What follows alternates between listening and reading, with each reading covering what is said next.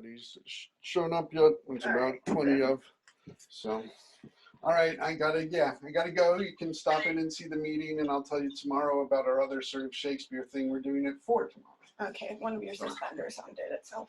Okay, that's what. All righty. All right, love you. Take care. Bye. Bye.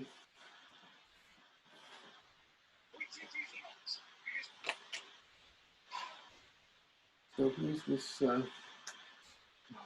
Who's who? That start broadcast, and then we'll see. Hey, Muriel, good to see you. Hi, how are you? Good. Hey, just so you know. Great. All right. Well, hello. We have some attendees here as well. Thank you so much for stopping in with us. I see one of our people is in. So hello and welcome to the Instant Shakespeare Company Zoom reading of The Merchant of Venice. We've been doing these readings in person for 20 years, and so we hope to, so now because we can't meet in person, we want to keep doing some Shakespeare, and so this is what we're doing. We're doing it online. Good. Hey, Tony, good to see you. Thanks. Maybe it might be good if, well, okay, why don't, Derek, if you want to start off, because Derek Tarson has put this reading together. He's the Playmaster for today. So Derek, if you could like introduce it, and I don't know if we want to have people introduce ourselves before we start, but over to you, Derek. So. Yeah, I think that's a good idea. So anyway, I'm Derek Tarson. I will be playing Shylock today. Thank you all for joining us and being part of this. Yeah, if we just want to kind of take it around, one announcement, Sean Buckley, who was going to be playing Lorenzo, couldn't do it at the last minute. And so Chris Johnson has very graciously agreed to take that role, as well as the Prince of Aragon. And I'm expecting David Wetter a little bit late, but other than that, yeah, why don't we just take it around and introduce ourselves and what role you're playing. Okay. This is Tony Scheinman. I'm playing the part of Salarino, as it's called in this folio, and the part of Old Gobbo. Hi there, Elena Rader, and I'm playing Portia. I'm Eleanor Elizabeth Foreman, and I'm playing Solanio and the messenger. I'm Mira Vierki, and I'm playing Nerissa. Hi. I'm Paul Sugarman, and I'm playing Antonio. I'm Mike DeBliss, and I'm playing Bassanio. I'm Chris Johnson. I'm playing Prince of Aragon, and just now Lorenzo. Hi, I'm Thomas Borstig, and I'm playing Maracas and Tubal. Hi, I'm Julie Kirshner. I'm playing Jessica. Hi, daughter. Okay. Oh, and Toby, we didn't get you. Yes, you did. Oh, did I? I'm sorry. Yes, I was the first one. No, Toby Cantor. Oh, sorry. Oh, is Toby here? Yes, but her mic is off, I think. All right. Okay. Can't get it. So, Michael, why are you sharing your screen? I didn't mean to share my screen. I want to, there. I'm trying to upload the script so I can see it on the screen. Okay. It's a lot easier to do it. So I'm just trying to figure out how I did it last time. Anyway, I'm Michael Gardner. I'm playing Gratiano. Okay, and Toby Cantor, whose mic is off, is playing the Duke of Venice. And I think that's everyone, right? Who's our Shylock today? I am. Oh, yeah, sorry. Okay.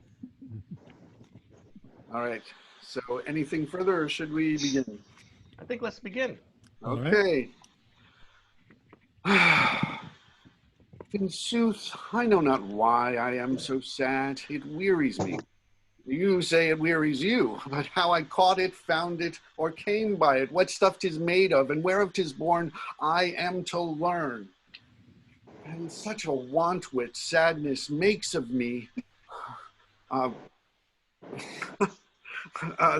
that I have much ado to know myself. Your mind is tossing on the ocean. There were your argosies with portly sail, like signors and rich burghers on the flood.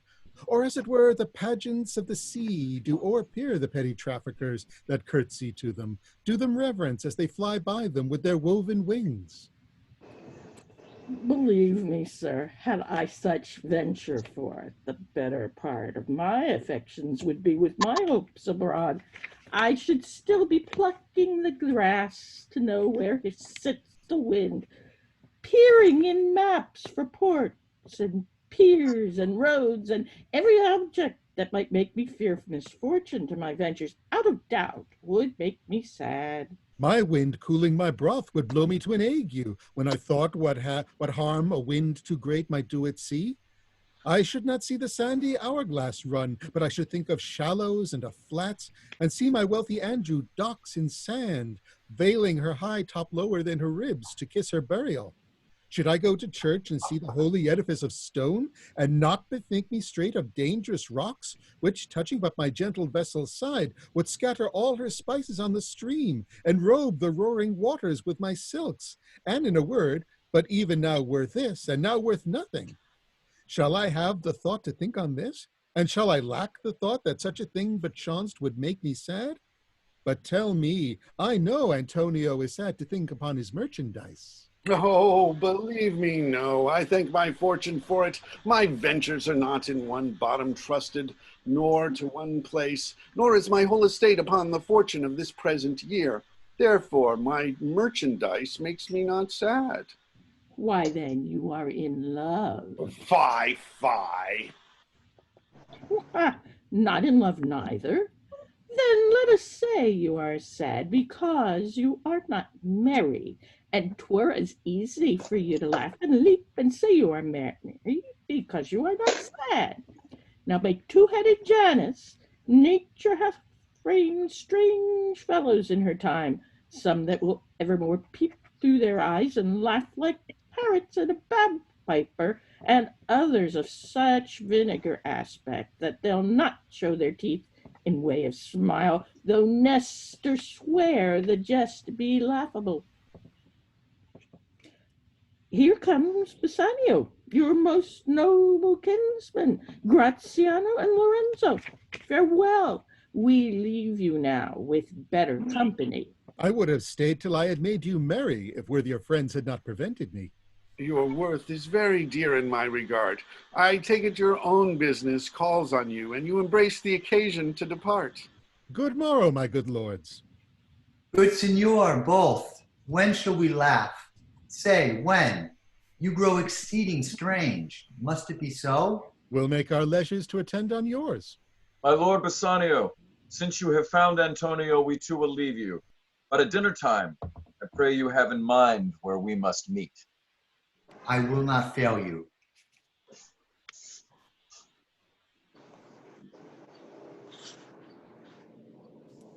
Hello? Graziano? Can you hear me? Yeah. Yes? Now we can. I can't hear or see. Oh, there we go. All right. Oh!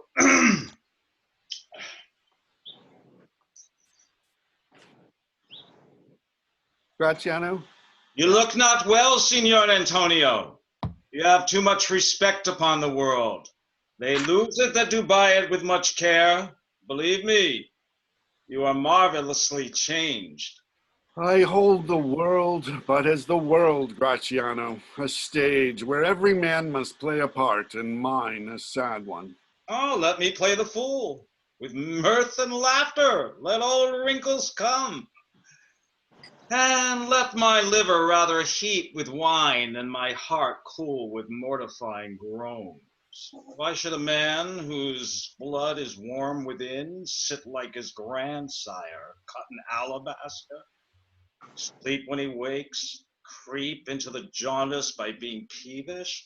I tell thee what, Antonio, I love thee, and it is my love that speaks.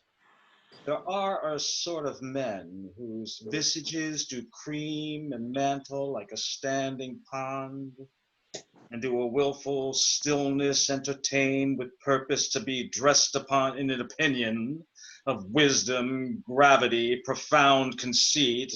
Who should say, I am Sir Oracle, and when I ope my lips, let no dogs bark. Oh, my Antonio, I do know of these, that therefore only are reputed wise for saying nothing. I'm sure, very sure, if they should speak, would almost damn those ears which, hearing them, would call their brothers fools. I'll tell thee more of this another time. But fish not with this melancholy bait, for this fool gudgeons the opinion. Come, gentlemen, good Lorenzo, fare you well a while. I'll end my exhortation after dinner. Well, we will leave you then till dinner time. I must be one of these same dumb, wise men. Gratiano never lets me speak. Well, keep me company for 2 years more, thou shalt not know the sound of thine own tongue. Fare you well. I'll grow a talker for this year. Gratiano had some more to say. Thanks in faith, for silence is only commendable, and a neat's tongue dried, and a maid not fendable. Is that anything now?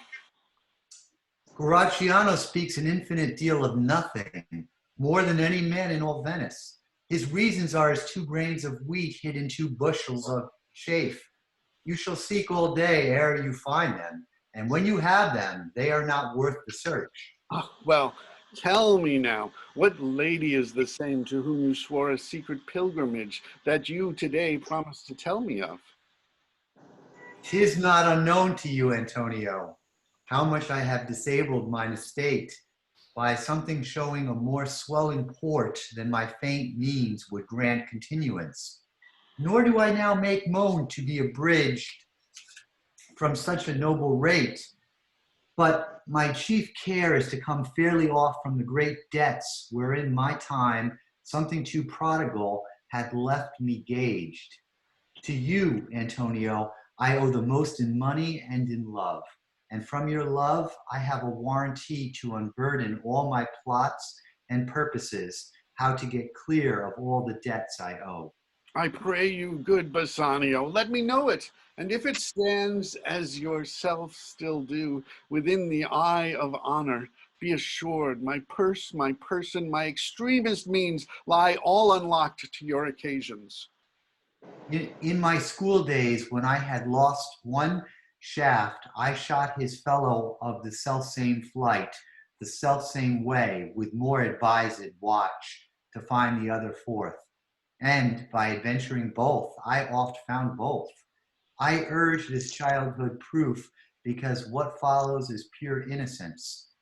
I owe you much, and like a willful youth, that which I owe is lost. But if you please to shoot another arrow that self-way which you did shoot the first, I do not doubt, as I will watch the aim, or to find both, or bring your latter hazard back again, and thankfully rest debtor for the first. You know me well, and herein spend but time to wind about my love with circumstance, and out of doubt you do me wrong in making question of my uttermost. Then, if you have made waste of all I have, then do but say to me what I shall do, that in your knowledge may by me be done, and I am pressed unto it. Therefore speak. In Belmont is a lady richly left, and she is fair and fairer than that word, of wondrous virtues. Sometimes from her eyes I did receive fair speechless messages. Her name is Portia, nothing undervalued to Cato's daughter Brutus's Portia. Nor is the wide world ignorant of her worth, for the 4 winds blow in from every coast renowned suitors, and her sunny locks hang on her temples like a golden fleece, which makes her seat of Belmont culture is strong, and many Jasons come in quest of her. Oh, my Antonio, had I but the means to hold a rival place with one of them, I have a mind presages me such thrift that I should questionless be fortunate. Thou knowest that all my fortunes are at sea. Neither have I money nor commodity to raise a present sum. Therefore, go forth, try what my credit can in Venice do, that shall be racked even to the uttermost, to furnish thee to Belmont, to fair Portia. Go presently inquire, and so will I, where money is, and I no question make, to have it of my trust or for my sake.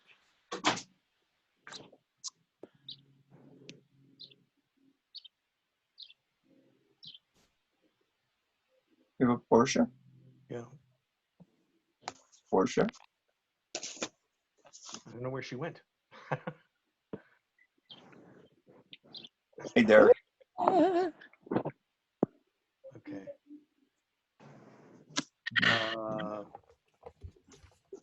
I'll just read this line for right now. She'll come back. By my troth, Nerissa, my little body is weary of this great world. Oh, I was. So who's Nerissa? Gallery where you see everything? Lorraine, but she's got her mic off. Sorry, I had my mic on mute. I'm so sorry. You would be sweet, madam, if your miseries were in the same abundance as your good fortunes are. And yet, for aught I see, there are as sick that surfeit with too much as they that starve with nothing. It is no small happiness, therefore, to be seated in the mean. Superfluity comes sooner by white hairs, but competency lives longer.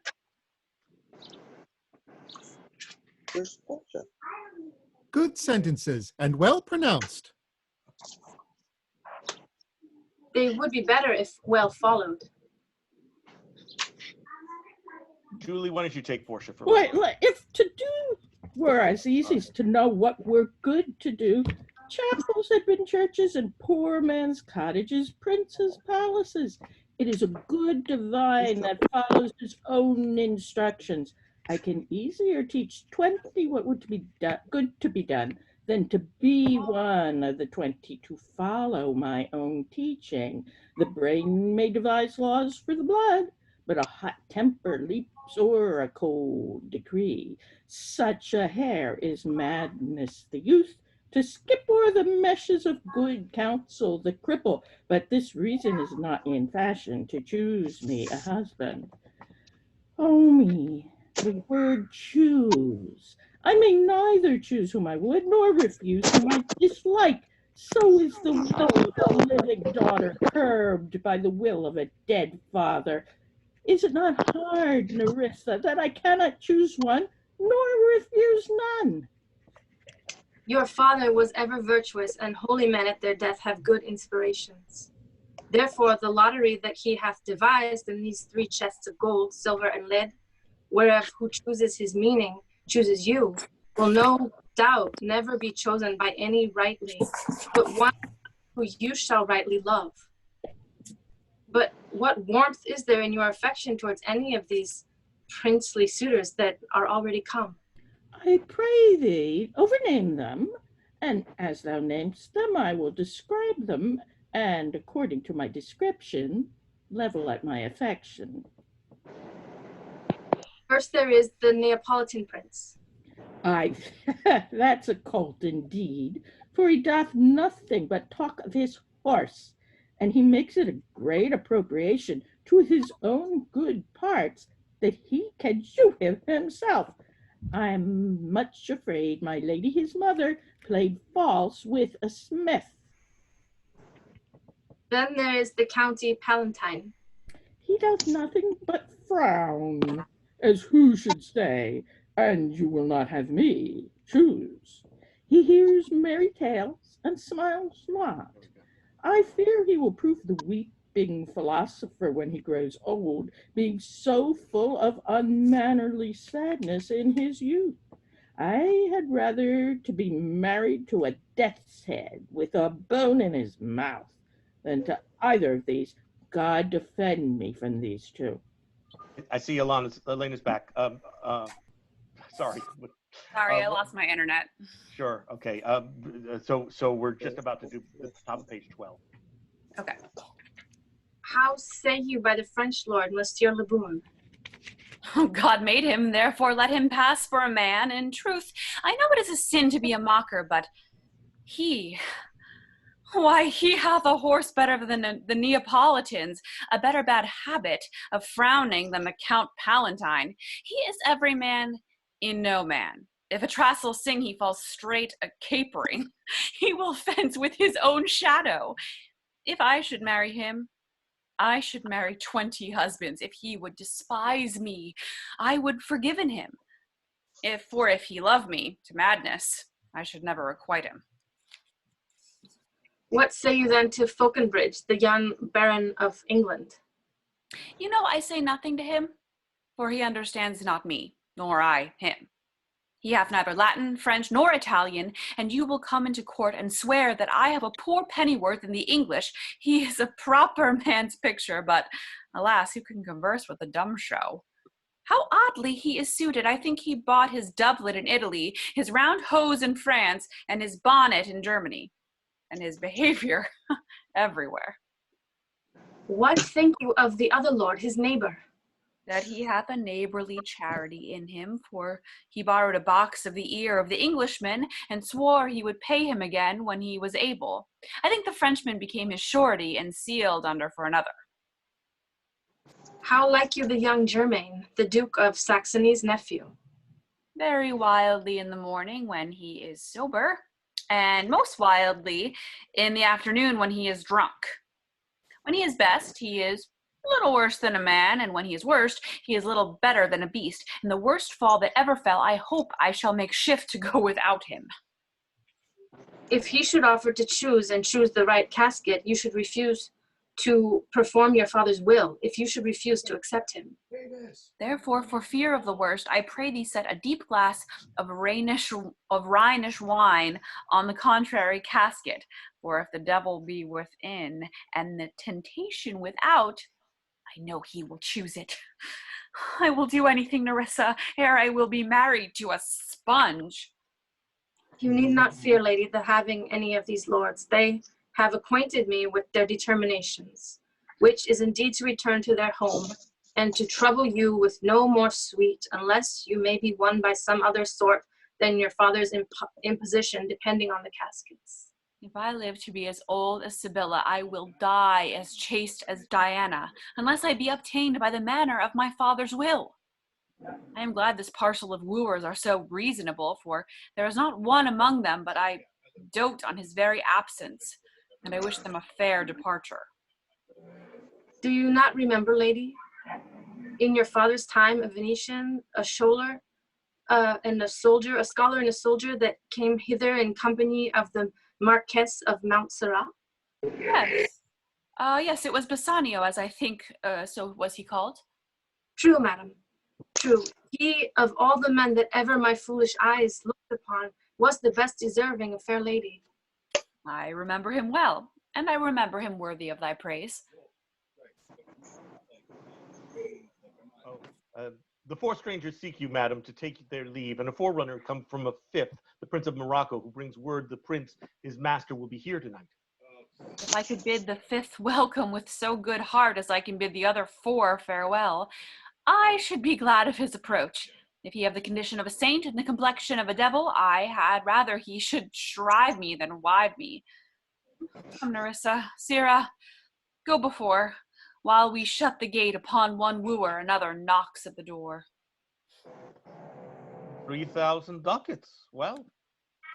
Aye, sir, for 3 months. For 3 months? Well. For the which, as I told you, Antonio shall be bound. Antonio shall be bound. Well.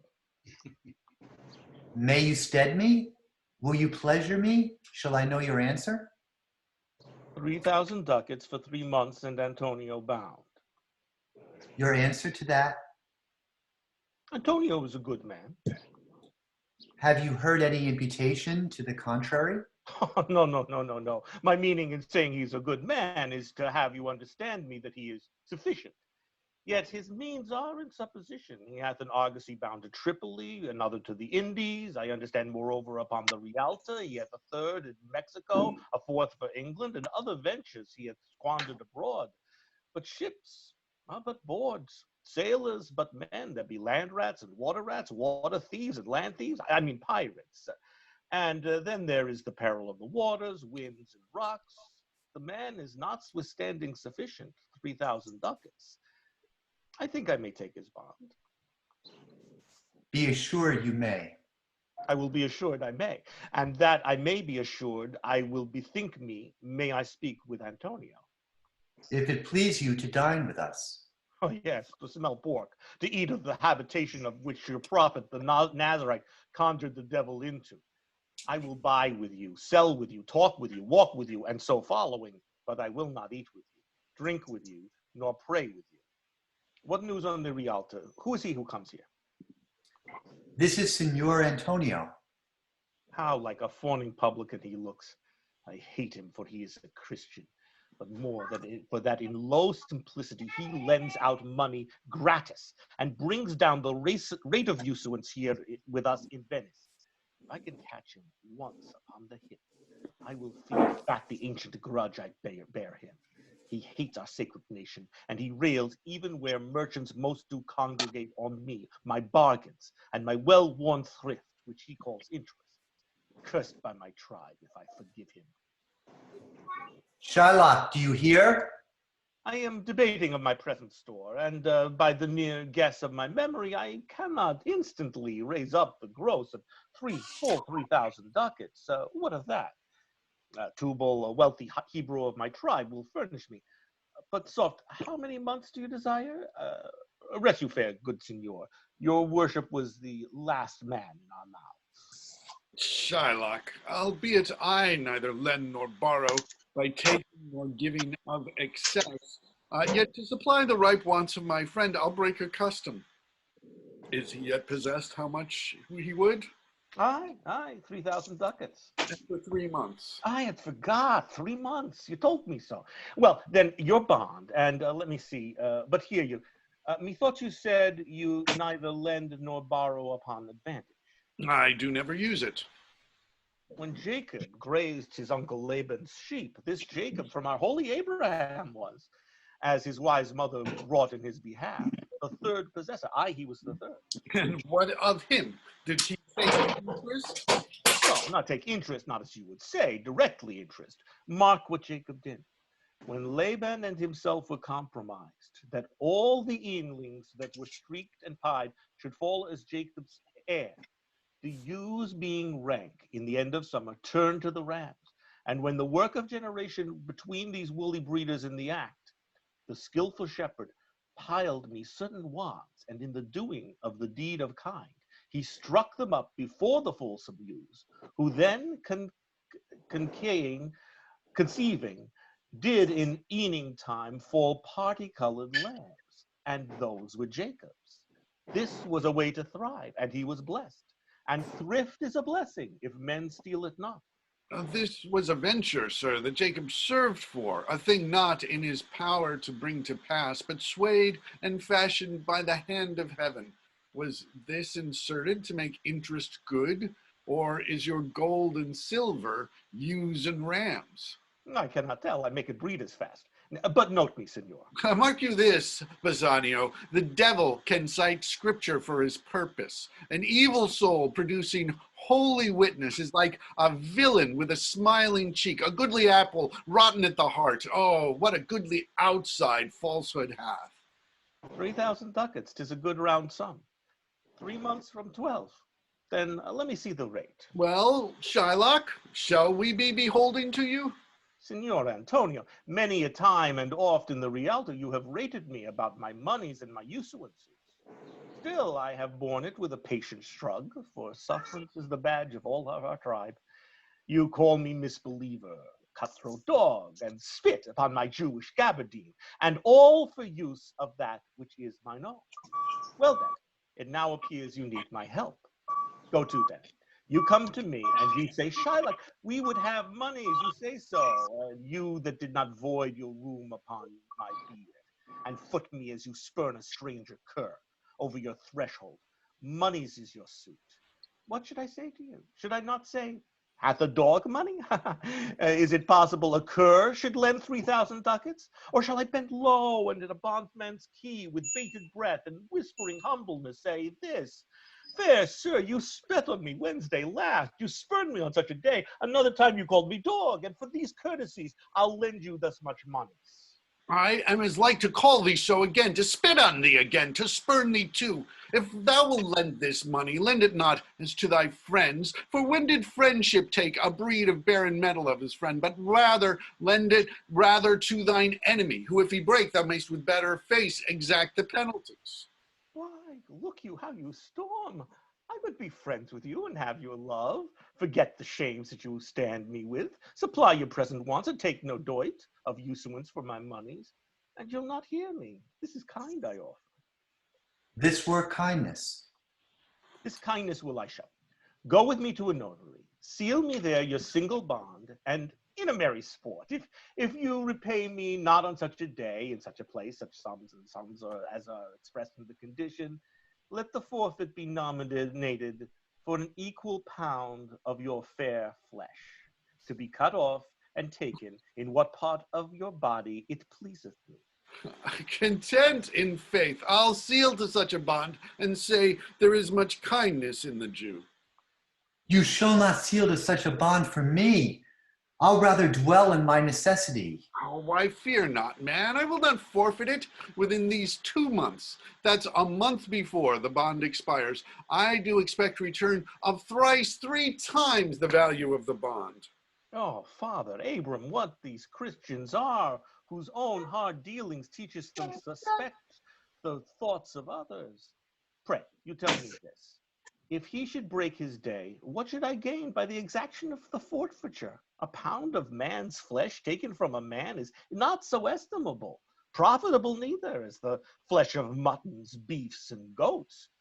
I say to buy his favor, I extend this friendship. If he will take it, so. If not, adieu. And for my love, I pray you wrong me not. Yes, Shylock, I will seal unto this bond. Then meet me forthwith at the notary's. Give him direction for this merry bond, and I will go and purse the ducats straight.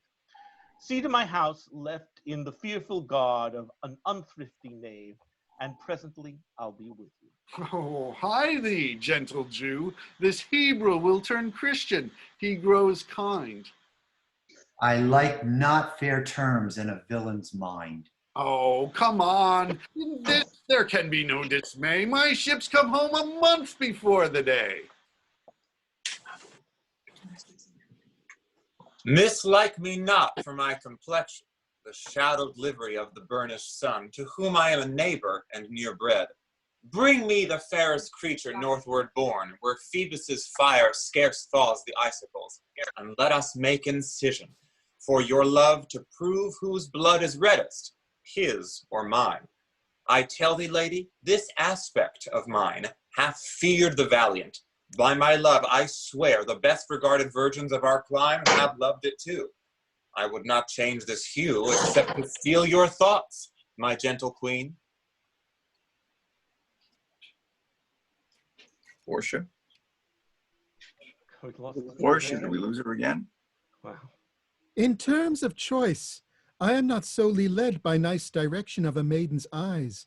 Besides, the lottery of my destiny bars me the right of voluntary choosing.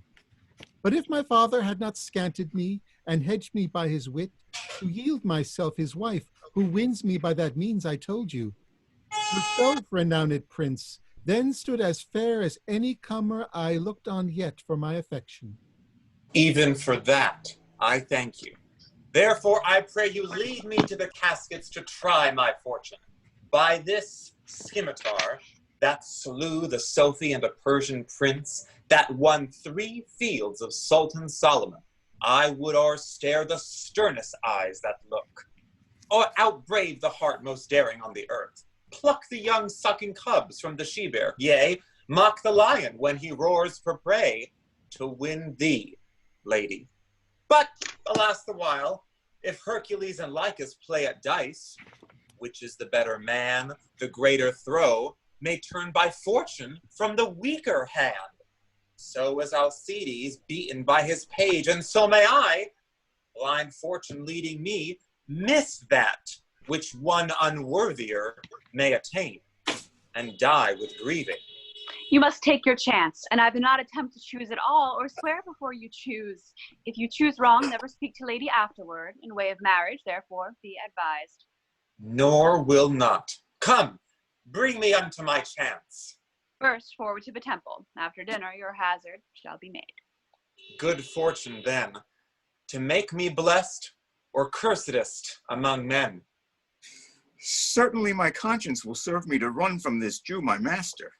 The fiend is at my elbow and tempts me, saying to me, Job, Launcelot Job, or Launcelot, or good Job, or good Launcelot Job. Use your legs, take the start, run away. My conscience says no. Take heed, honest Launcelot, take heed, honest Job, or as aforesaid, honest Launcelot Job. Do not run, scorn running with thy heels. Well, the most courageous fiend bids me pack. Fear, says the fiend. Away, says the fiend. For the heavens rouse up a brave mind, says the fiend, and run. Well, my conscience hanging about the neck of my heart says very wisely to me, my honest friend Launcelot, being an honest man's son, or rather an honest woman's son, for indeed my father did something smack, something grow to. He had a kind of taste. Well, my conscience says, Launcelot, budge not.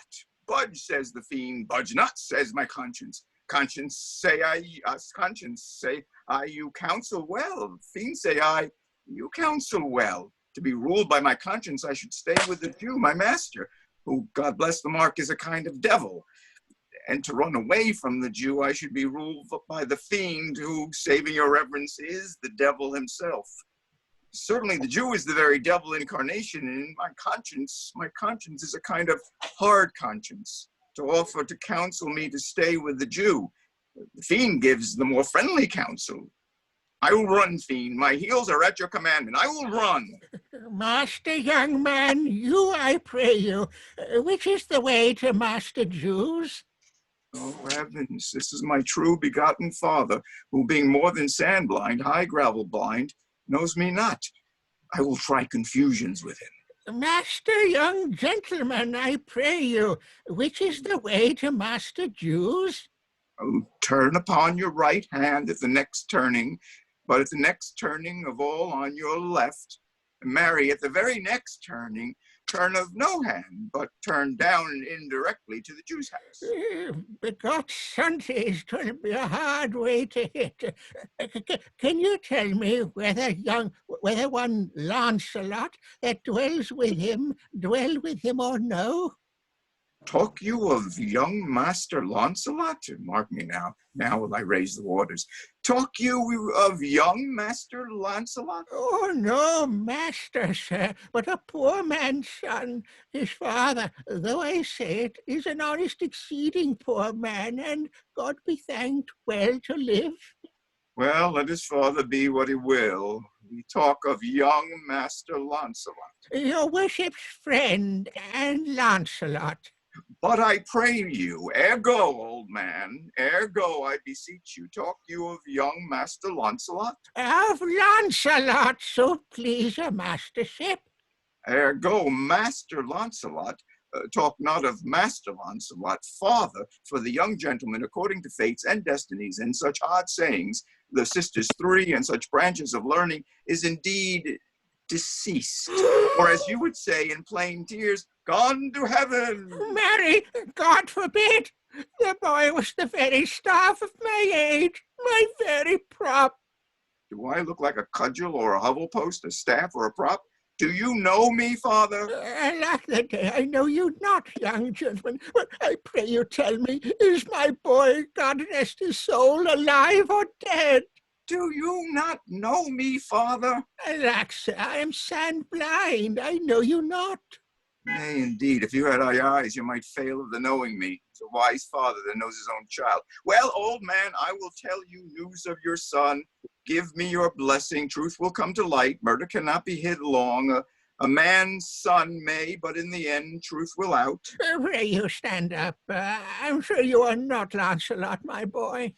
Pray you, let's have no more fooling about it, but give me your blessing. I am Lancelot, your boy that was, your son that is, your child that shall be. I cannot think you are my son. I know not what I shall think of that, but I am Lancelot, the Jew's man, and I am sure Marjorie, your wife, is my mother. Oh, her name is Marjorie indeed. I'll be sworn if thou be Lancelot, thou art mine own flesh and blood. Oh, Lord worshipped might he be. What a beard hast thou got! Thou hast got more hair on thy chin than Dobbin my fill horse has on his tail. It should seem then that Dobbin's tail grows backward. I am sure he had more hair of his tail than I have of my face when I last saw him. Lord, how thou art changed. How dost thou and thy master agree? I have brought him a present. How do ye now? Well, well, but for mine own part, as have I set up my rest to run away, so I will not rest till I have run some ground. My master's a very Jew. Give him a present, give him a halter. I am famished in his service. You may tell every finger I have with my ribs. Father, I am glad you are come. Give me your present to one Master Bassanio, who indeed gives rare new liveries. If I serve not him, I will run as far as God has any ground. Oh, rare fortune. Here comes the man. To him, Father, for I am a Jew if I serve the Jew any longer. You may do so, but let it be so hasted that supper be ready at the farthest by 5 of the clock. See these letters delivered. Put the liveries to making, and desire Gratiano to come anon to my lodging. To him, Father. God bless your worship. Gramercy, wouldst thou aught with me? He is my son, sir, a poor boy. Oh, not a poor boy, sir, but the rich Jew's man that would, sir, as my father shall specify.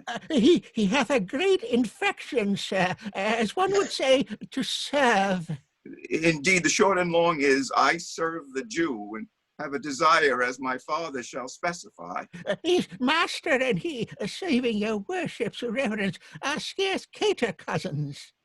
To be brief, the very truth is that the Jew, having done me wrong, doth cause me, as my father being, I hope, an old man, shall fruitify unto you. I have here a dish of doves that I would bestow upon your worship, and my suit is... In very brief, the suit is impertinent to myself, as your worship shall know by this honest old man. And though I say it, though old man, yet poor man, my father. One speak for both. What would you? Serve you, sir. That is the very defect of the matter, sir. I know thee well. Thou hast obtained thy suit. Shylock thy master spoke with me this day, and hath preferred thee, if it be preferment to leave a rich Jew's service to become the follower of so poor a gentleman. The old proverb is very well parted between my master Shylock and you, sir. You have the grace of God, sir, and he hath enough. Thou speakest well. Go, father, with thy son. Take leave of thy old master and inquire my lodging out. Give him a livery more guarded than his fellows. See it done. Father in, I cannot get a service. No, I have ne'er a tongue in my head. If any man in Italy have a fairer table which doth offer to swear upon a book, I shall have good fortune. Go to. Here's a simple line of life. Here's a small trifle of wives. The last 15 wives is nothing. 11 widows and 9 maids is simple coming in for one man. And then to escape drowning thrice, and to be in peril of my life for the edge of a feather bed, here are simple skates. Well, if fortune be a woman, she's a good wench for this, yeah. Father, come, I'll take my leave of the Jew in the twinkling. I pray thee, good Leonardo, think on this. These things being bought and orderly bestowed, return in haste, for I do feast tonight my best esteemed acquaintance. Hie thee, go. My best endeavor shall be done herein. Where's your master? Where's your master? Can you hear me? Yonder, sir. He walks. Signor Bassanio. Gratiano. I have a suit for you. You have obtained it. You must not deny me. I must go with you to Belmont. Why then you must. But hear thee, Gratiano. Thou art too wild, too rude, and bold of voice, parts that become thee happily enough, and in such eyes as ours appear not false. But where thou art not known, why, there they show something too liberal. Pray thee take pain to allay with some cold drops of modesty thy skipping spirit, lest through thy wild behavior I be misconstrued in the place I go to, and lose my hopes. Signor Bassanio, hear me.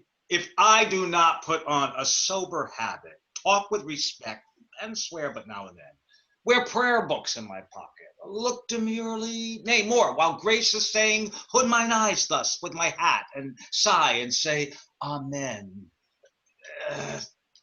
Use all the observances of civility like one well studied in a sad extent to please his grandam, never trust me more. Well, we shall see your bearing. Nay, but I bar tonight. You shall not gauge me by what we do tonight. No, that were pity. I would entreat you rather to put on your boldest suit of mirth, for we have friends that purpose merriment. But fare you well. I have some business. And I must, to Lorenzo and the rest, but we will visit you at supper time. I am sorry thou wilt leave my father so. Our house is hell. And that a merry devil, thou didst rob it of some of its taste of tediousness. But fare thee well. There's a ducat for thee. And Lancelot, soon at supper shalt thou see Lorenzo, who is thy new master's guest. Give him this letter. Do it secretly, and so farewell. I would not have my father see me talk with thee. Adieu. Tears exhibit my tongue, most beautiful pagan, most sweet Jew. If a Christian do not play the knave and get thee, I am much deceived. But adieu. These foolish drops do somewhat drown my manly spirit. Adieu. Farewell, good Lancelot. Alack, what heinous sin is it in me to be ashamed to be my father's child? But though I am a daughter to his blood, I am not to his manners. O Lorenzo, if thou keep thy promise, I shall end this strife, become a Christian, and thy loving wife. Nay, we will slink away in supper time, disguise us at my lodging, and return all in an hour. Gratiano. We have not made good preparation. We have not yet bespoke us of torchbearers. 'Tis vile, unless it may be quaintly ordered, and better in my mind, not undertook. 'Tis now but 4 o'clock. We have 2 hours to furnish us. Friend Lancelot, what's the news? Shoot. Oh, and it shall please you to break up this, and shall it seem to signify? I know the hand. In faith, 'tis a fair hand, and whiter than the paper it writ on. Is the fair hand that writ? Michael?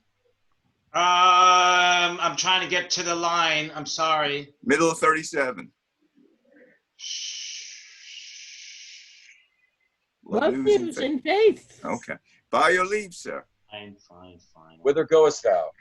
Mary, sir, to bid my old master the Jew to sup tonight with my new master the Christian. Hold here, take this. Tell gentle Jessica I will not fail her.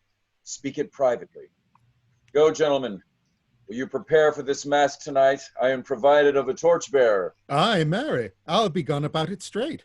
And so will I. Meet me and Gratiano at Gratiano's lodging some hour hence. 'Tis good we do so. Was not that the letter from fair Jessica? I must needs tell thee all. She hath directed how I shall take her from her father's house, what gold and jewels she is furnished with, what page's suit she hath in readiness. If e'er the Jew her father come to heaven, it will be for his gentle daughter's sake, and never dare misfortune cross her foot. Unless she do it under this excuse, that she is issue to a faithless Jew. Come, go with me. Peruse this as thou goest. Fair Jessica shall be my torchbearer. Well, thou shalt see. Thy eyes shall be thy judge, the difference of old Shylock and Bassanio. What, Jessica? Thou shalt not gormandize as thou hast done with me. What, Jessica? And sleep and snore and rend apparel out. What, Jessica, I say? Why, Jessica? Who bids thee call? Who bids thee call? I did not bid thee call. Your worship was wont to tell me I could do nothing without bidding. Call you? What is your will? I am bid forth to supper, Jessica. There are my keys. But wherefore should I go? I am not bid for love. They flatter me. But yet I'll go in hate to feed upon the prodigal Christian. Jessica, my girl, look to my house. I am right loath to go. There is some ill a-brewing towards my rest, for I did dream of money bags tonight. I beseech you, sir, go. My young master doth expect your reproach. So do I his. And they have conspired together. I will not say. You shall see a mask. But if you do, then it was not for nothing that my nose fell a-bleeding on Black Monday last, at 6 o'clock in the morning, falling out that year. On Ash Wednesday was 4 years in the afternoon. What are the masks? Hear you me, Jessica? Lock up my doors, and when you hear the drum and the vile squealing of the wry-necked fife, clamber not you up to the casements then, nor thrust your head into the public street to gaze upon Christian fools with varnished faces. But stop my house's ears, I mean my casements. Let not the sound of shallow foppery enter my sober house. By Jacob's staff, I swear I had no mind of feasting forth tonight. But I will go. Go you before me, sirrah. Say I will come. I will go before, sir. Mistress, look out at window for all this. There comes a Christian by, will be worth a Jew's eye. What says that fool of Hagar's offspring, huh? His words were farewell, mistress, nothing more. The patch is kind enough, but a huge feeder. Snail, slow in profit, but he sleeps by day more than the wildcat. Drones hive not with me. Therefore I part with him, and part with him. To one that I would have helped to waste his borrowed purse. Well, Jessica, go in. Perhaps I will return immediately. Do as I bid you. Shut doors after you. Fast bind, fast find. A proverb never stale in thrifty mind. Farewell, if my fortune be not crossed. I have a father, you, a daughter lost. This is the penthouse under which Lorenzo desired us to make a stand. His hour is almost past. And it is a marvel. He outdwells his hour. The lovers ever run before the clock. Oh, 10 times faster Venus pigeons fly to steal love's bonds new made. Then are they wont to keep obliged faith unforfeited. That ever holds. Who rises from a feast with that keen appetite that he sits down? Where's the horse that doth untread again his tedious measures with the unbated fire that he did pace them first? All things that are with more spirit chased and enjoyed. How like a younger or a prodigal the scarfed bark puts from her native bay, hugged and embraced by the strumpet wind. How like a prodigal does she return, with over-withered ribs and ragged sails, lean, rent, and beggared by the strumpet wind. Here comes Lorenzo. More of this hereafter.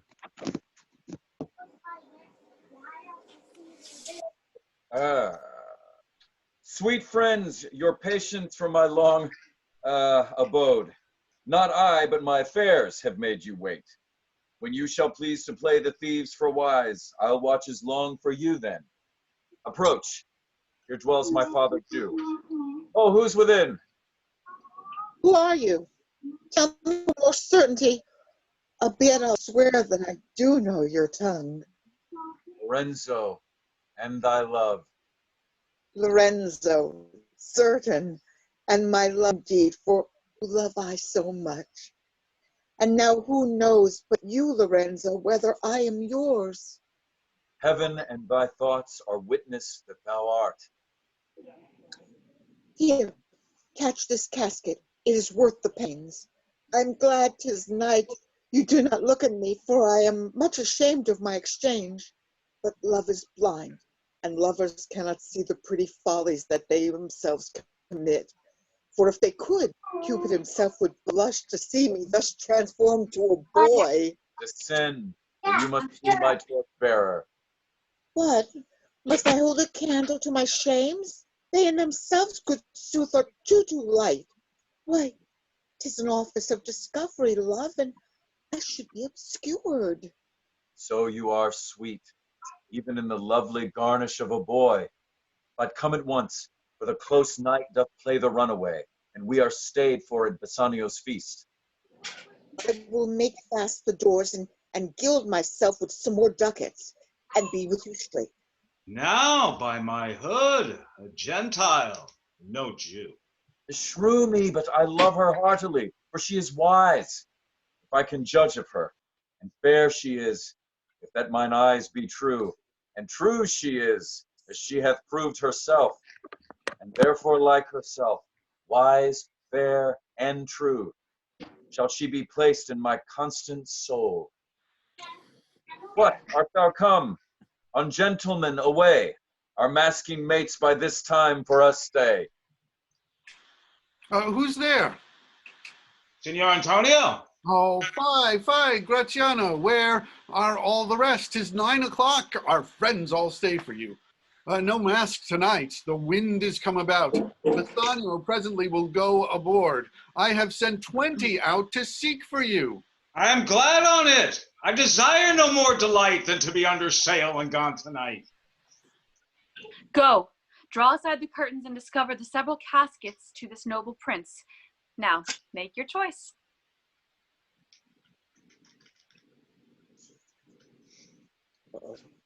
This first of gold, who this inscription bears, who chooseth me shall gain what many men desire.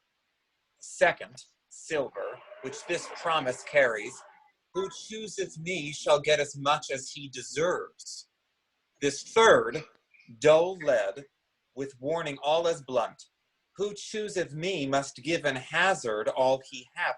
How shall I know if I do choose the right? The one of them contains my picture, Prince. If you choose that, then I am yours withal. Some god direct my judgment. Let me see. I will survey the inscriptions back again. What says this laden casket? Who chooseth me must give and hazard all he hath. Must give. For what? For lead? Hazard for lead? This casket threatens. Men that hazard all do it in hope of fair advantages. A golden mind stoops not to shows of dross. I'll then nor give nor hazard aught for lead. What says the silver with her virgin hue? Who chooseth me shall get as much as he deserves. As much as he deserves. Pause there, Morocco, and weigh thy value with an even hand. If thou beest rated by thy estimation, thou dost deserve enough, and yet enough may not extend so far as to the lady. And yet, to be afeard of my deserving were but a weak disabling of myself. As much as I deserve. Why, that's the lady. I do in birth deserve her, and in fortunes, in graces, and in qualities of breeding. But more than these, in love I do deserve.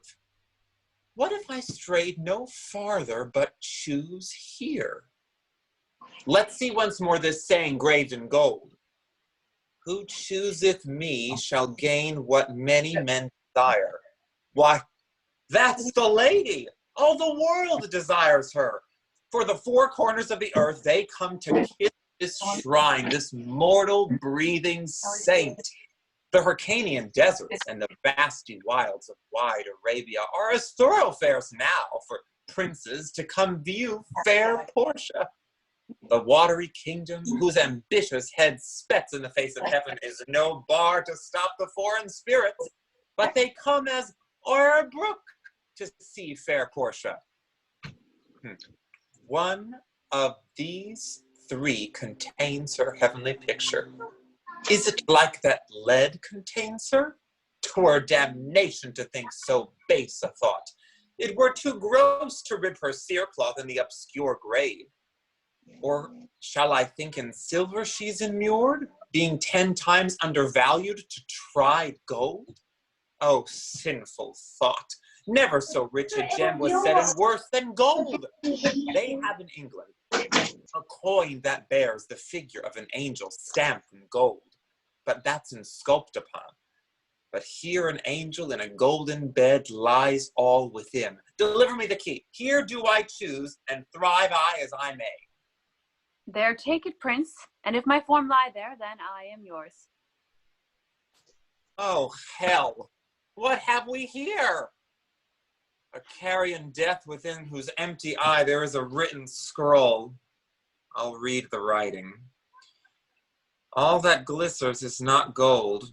Often have you heard that told. Many a man his life hath sold, but my outside to behold. Gilded tombs do worms enfold. Had you been as wise as bold, young in limbs and judgment old, your answer had not been enscrolled. Fare you well, your suit is cold. Cold indeed and labor lost. Then farewell, heat, and welcome frost. Portia, adieu. I have too grieved a heart to take a tedious leave. Thus losers part. A gentle riddance. Draw the curtains, go. Let all of his complexion choose me so. Why, man, I saw Bassanio under sail. With him is Gratiano gone along, and in their ship I'm sure Lorenzo is not. The villain Jew, with outcries, raised the Duke, who went with him to search Bassanio's ship. He came too late. The ship was under sail.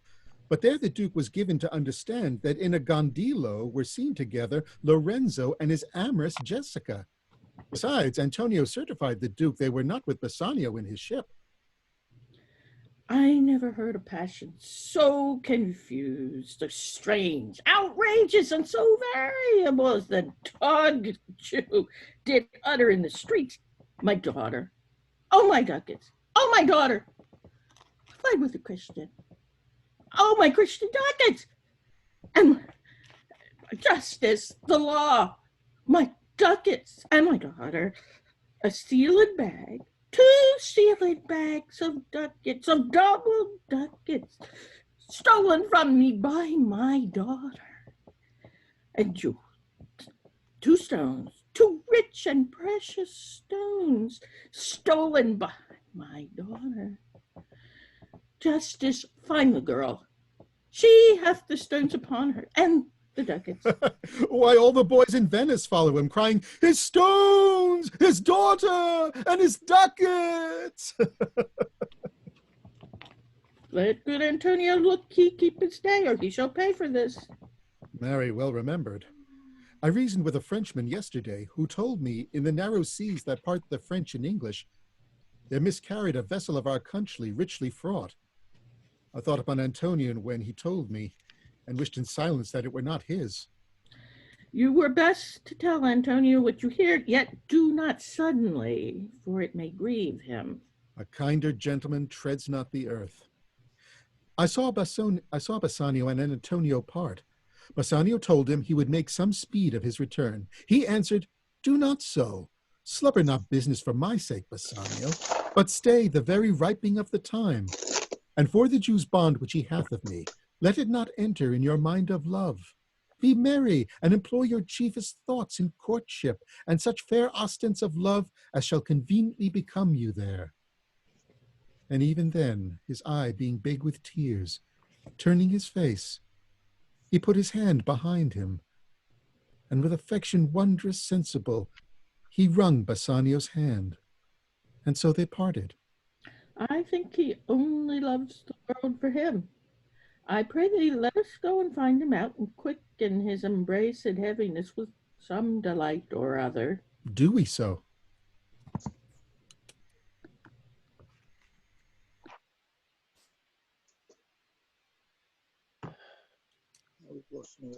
Nerissa? Quick, I pray thee, draw the curtain straight. The Prince of Aragon hath ta'en his oath, and comes to this election presently. Behold, There stand the caskets, noble prince. If you choose that wherein I am contained, straight shall our nuptials rites be solemnized. But if thou fail, without more speech, my lord, you must be gone from hence immediately. I am enjoined by oath to observe 3 things. First, never to unfold to anyone which casket 'twas I chose. Next, if I fail the right casket, never in my life to woo a maid in way of marriage. Lastly, if I do fail in fortune of my choice, immediately to leave you and be gone. To these injunctions, everyone doth swear that come to hazard for my worthless self. And so have I addressed me. Fortune now to my heart's hope. Gold, silver, and base lead. Who chooseth me must give and hazard all he hath. You shall look fairer ere I give a hazard. Hey, what says the golden chest? Let me see. Who chooseth me shall gain what many men desire. What many men desire. That many may be meant by the fool multitude that choose by show, not learning more than the fond eye doth teach, which prize not to the interior, but like the martlet, builds in the weather on the outward wall, even in the force and rod of casualty. I will not choose what many men desire, because I will not jump with common spirits, and rank me with the barbarous multitudes. Why then to thee, thou silver treasure house? Tell me once more, what title dost thou bear? Who chooseth me shall get as much as he deserves. And well said, too. For who shall go about to cozen fortune, and be honorable without the stamp of merit? Let none presume to wear an undeserved dignity. Oh, that estates, degrees, and offices were not derived corruptly, and that clear honor were purchased by the merit of the wearer. How many then should cover that stand bare? How many be commanded that command? How much low peasantry would then be gleaned from the true seed of honor? And how much honor picked from the chaff and ruin of the times to be new varnished? Well, but to my choice. Who chooseth me shall get as much as he deserves.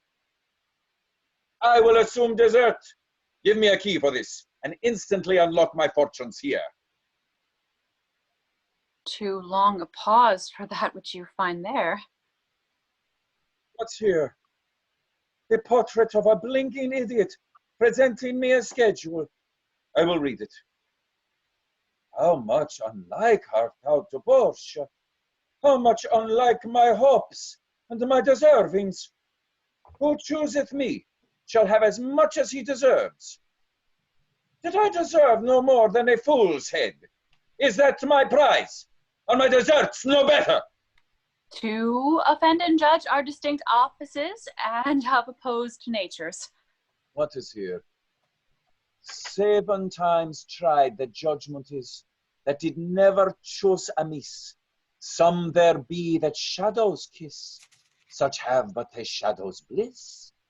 Very fools alive, wis, silver ore, and so was this.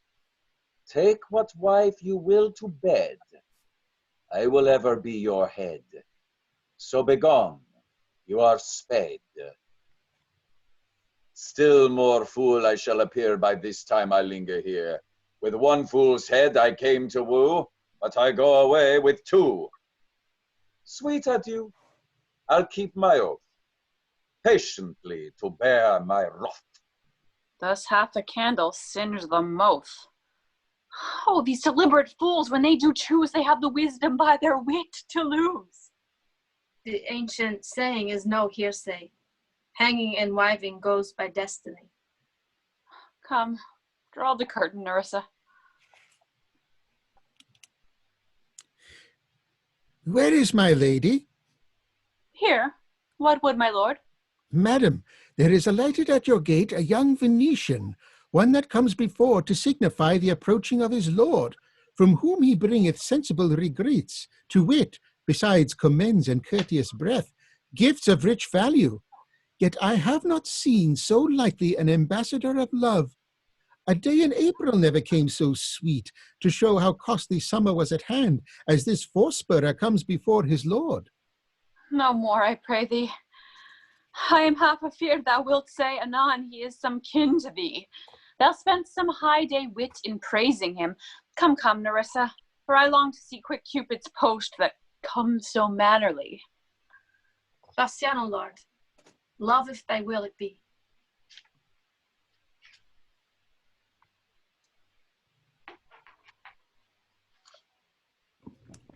Now, what news on the Rialto? Why, yet it lives there unchecked that Antonio hath a ship of rich lading wracked on the narrow seas. The Goodwins, I think they call the place. A very dangerous flat, and fatal, where the carcasses of many a tall ship lie buried, as they say, if my gossip's report be an honest woman of her word. I would she were as lying a gossip in that as ever napped ginger, or made her neighbors believe she wept for the death of a third husband. But it is true, without any slips of prolixity or crossing the plain highway of talk, that the good Antonio, the honest Antonio, that I had a title good enough to keep his name company. Come, the full stop. Ah, what say'st thou? Why, the end is he hath lost a ship. I would it might prove the end of his losses. Let me say amen betimes, lest the devil cross my prayer, for here he comes in the likeness of a Jew. How now, Shylock? What news among the merchants? You knew none so well as you of my daughter's flight. That's certain. I, for my part, knew the tailor that made the wings she flew withal. And Shylock, for his own part, knew the bird was fledged, and then it is the complexion of them all to leave the dam. She is damned for it. That's certain, if the devil may be her judge. My own flesh and blood to rebel. Out upon it, old carrion, rebels it at these years? I say my daughter is my flesh and blood. There is more difference between thy flesh and hers than between jet and ivory. More between your bloods than there is between red wine and Rhenish. But tell us, do you hear whether Antonio have had any loss at sea or no? There I have had another bad match, a bankrupt, a prodigal who dares scarce show his head on the Rialto, a beggar that was used to come so smug upon the mart. Let him look to his bond. He was wont to call me usurer. Let him look to his bond. He was wont to lend money for a Christian courtesy. Let him look to his bond. Why, I am sure if he forfeit, thou wilt not take his flesh. What's that good for? To bait fish withal. If it will feed nothing else, it will feed my revenge. He hath disgraced me, and hindered me 500,000, laughed at my losses, mocked at my gains, scorned my nation, thwarted my bargains, cooled my friends, heated mine enemies. And what's the reason? I am a Jew. Hath not a Jew eyes? Hath not a Jew hands, organs, dimensions, senses, affections, passions, feed with the same food, hurt with the same weapons, subject to the same diseases, healed by the same means, warmed and cooled by the same winter and summer as a Christian is? If you prick us, do we not bleed? If you tickle us, do we not laugh? If you poison us, do we not die? And if you wrong us, shall we not revenge? If we are like you in the rest, we will resemble you in that.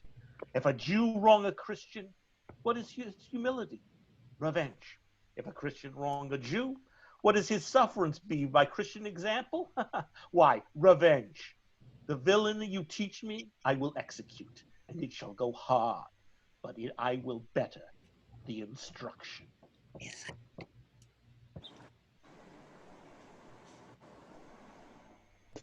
This is Antonio's man. Gentlemen, my master Antonio is at his house and desires to speak with you both. We have been up and down to seek him. Here comes another of the tribe.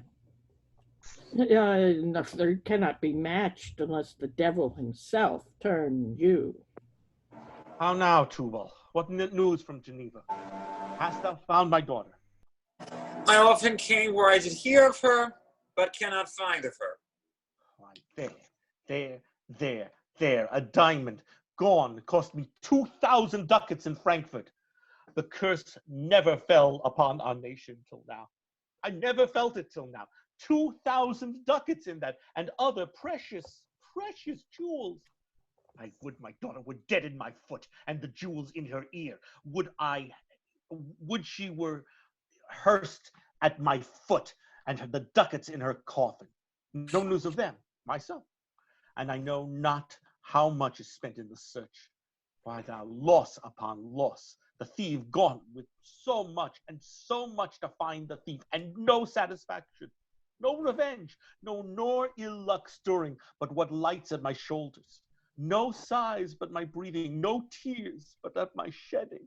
Yes, other men have ill luck too.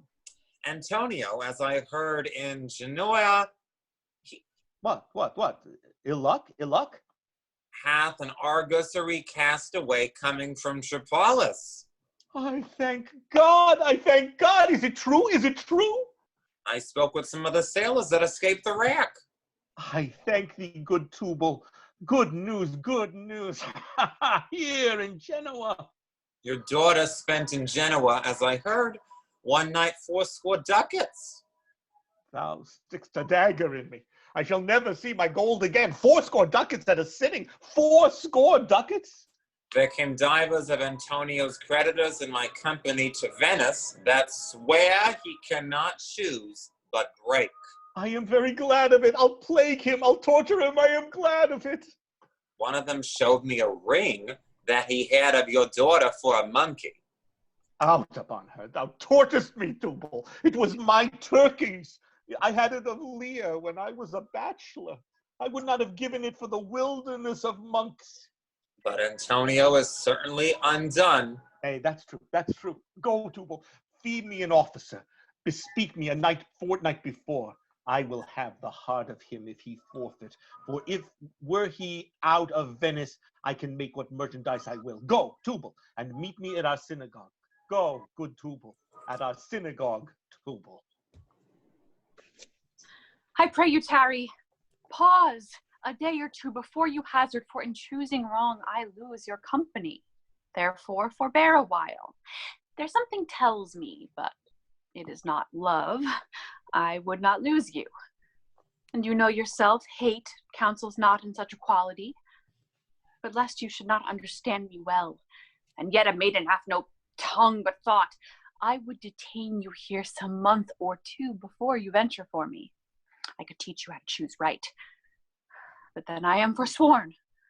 So will I never be, so may you miss me. But if you do, you'll make me wish a sin that I had been forsworn. Oh. Beshrew your eyes that have o'erlooked me and divided me. One half of me is yours, the other half yours, mine own, I would say, but if mine, then yours, so all yours. Oh, these naughty times puts bars between the owners and their rights, and so though yours, not yours. Prove it so. Let fortune go to hell for it, not I. I speak too long, but 'tis to peace the time to itch it and to draw it out in length, to stay you from election. Let me choose, for as I am, I live upon the rack. Upon the rack, Bassanio, then confess what treason there is mingled with your love. None but that ugly treason of mistrust, which makes me fear the enjoying of my love. There may as well be amity in life between snow and fire as treason and my love. Aye, but I fear you speak upon the rack where men in force doth speak anything. Promise me life, and I'll confess the truth. Well then, confess and live. Confess and love had been the very sum of my confession. Oh, happy torment, when my torturer doth teach me answers for deliverance. But let me to my fortune and the caskets. Away then. I am locked in one of them. If you do love me, you will find me out. Nerissa and the rest, stand all aloof. Let music sound while he doth make his choice. Then if he lose, he make a swan-like end, fading in music. That the comparison may stand more proper, my eye shall be the stream and watery deathbed for him. He may win. And what is music then? The music is even as the flourish when true subjects bow to a new crowned monarch. Such it is, as are these dulcet sounds in break of day that creep into the dreaming bridegroom's ear and summon him to marriage. Now he goes with no less presence, but with much more love than young Alcides when he did redeem the virgin tribute paid by howling Troy to the sea monster. I stand for sacrifice. The rest aloof are the Dardanian wives with bleared visages come forth to view the issue of the exploit. Go, Hercules, live thou. I live with much more dismay. I view the sight than thou that makes the fray. Tell me, where is fancy bred, or in the heart, or in the head? How begot, how nourished? Reply, reply. It is engendered in the eyes, with gazing fed, and fancy dies in the cradle where it lies. Let us all ring fancy's knell. I'll begin it. Ding dong bell, ding dong bell. So may the outward shows be least themselves. The world is still deceived with ornament. In law, what plea so tainted and corrupt, but being seasoned with a gracious voice, obscures the show of evil? In religion, what damned error but some sober brow will bless it and approve it with a text, hiding the grossness with fair ornament?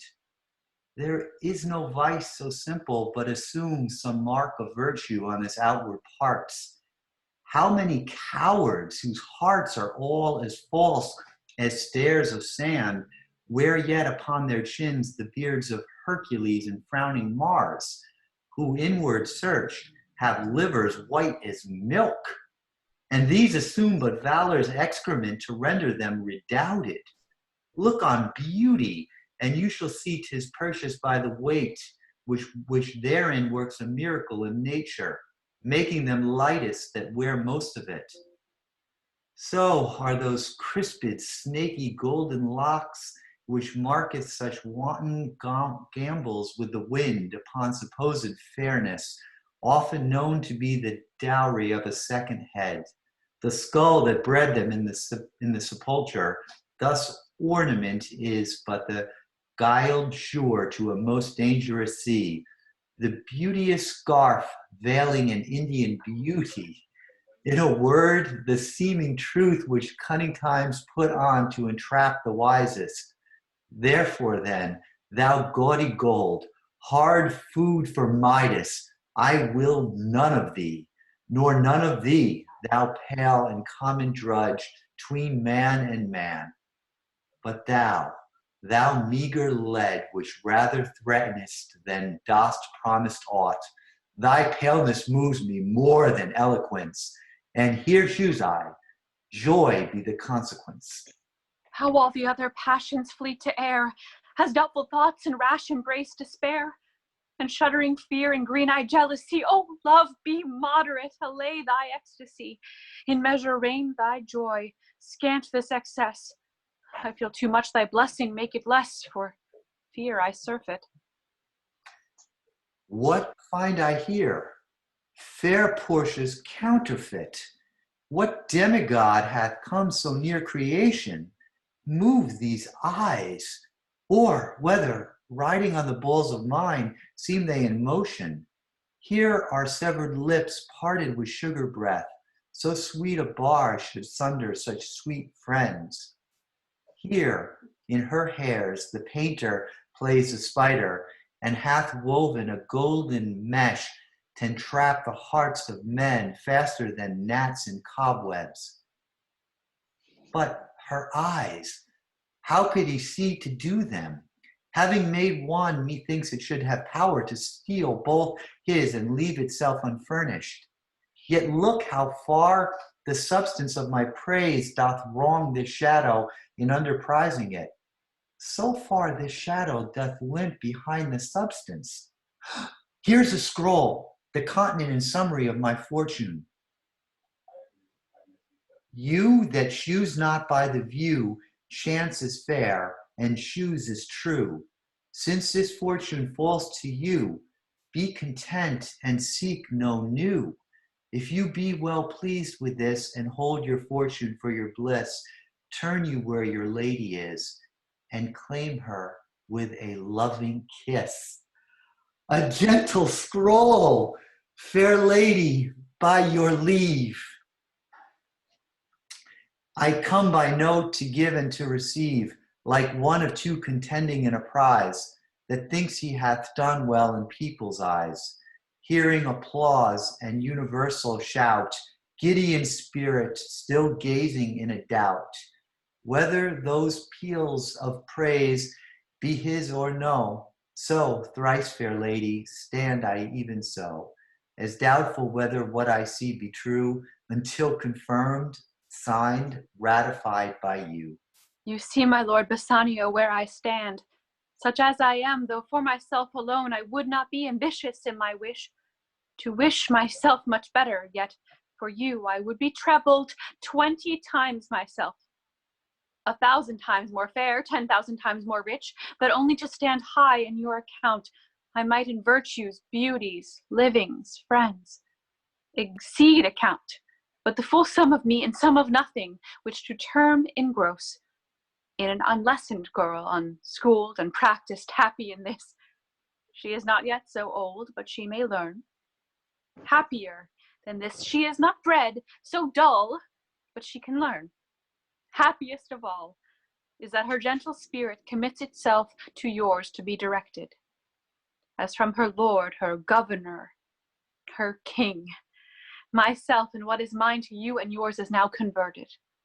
But now, I was the lord of this fair mansion, master of my servants, queen o'er myself, and even now, but now, this house, these servants, and this same myself are yours, my lord.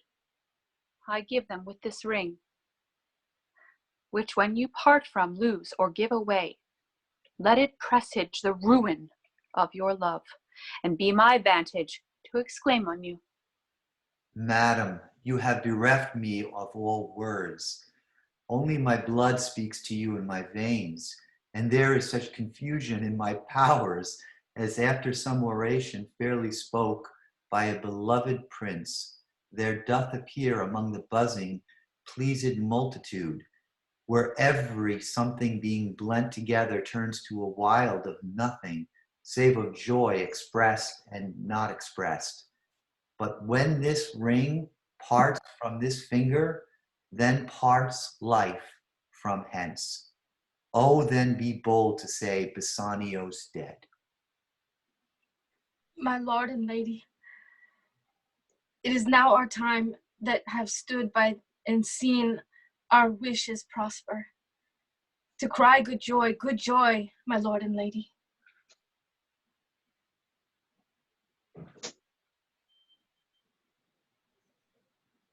Michael?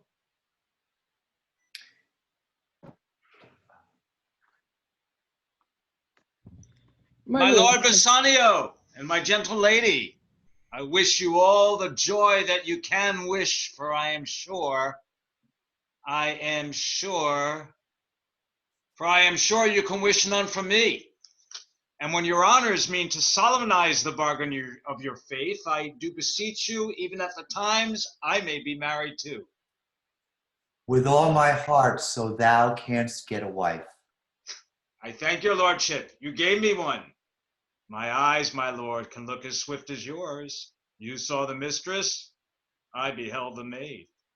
You loved, I loved for intermission.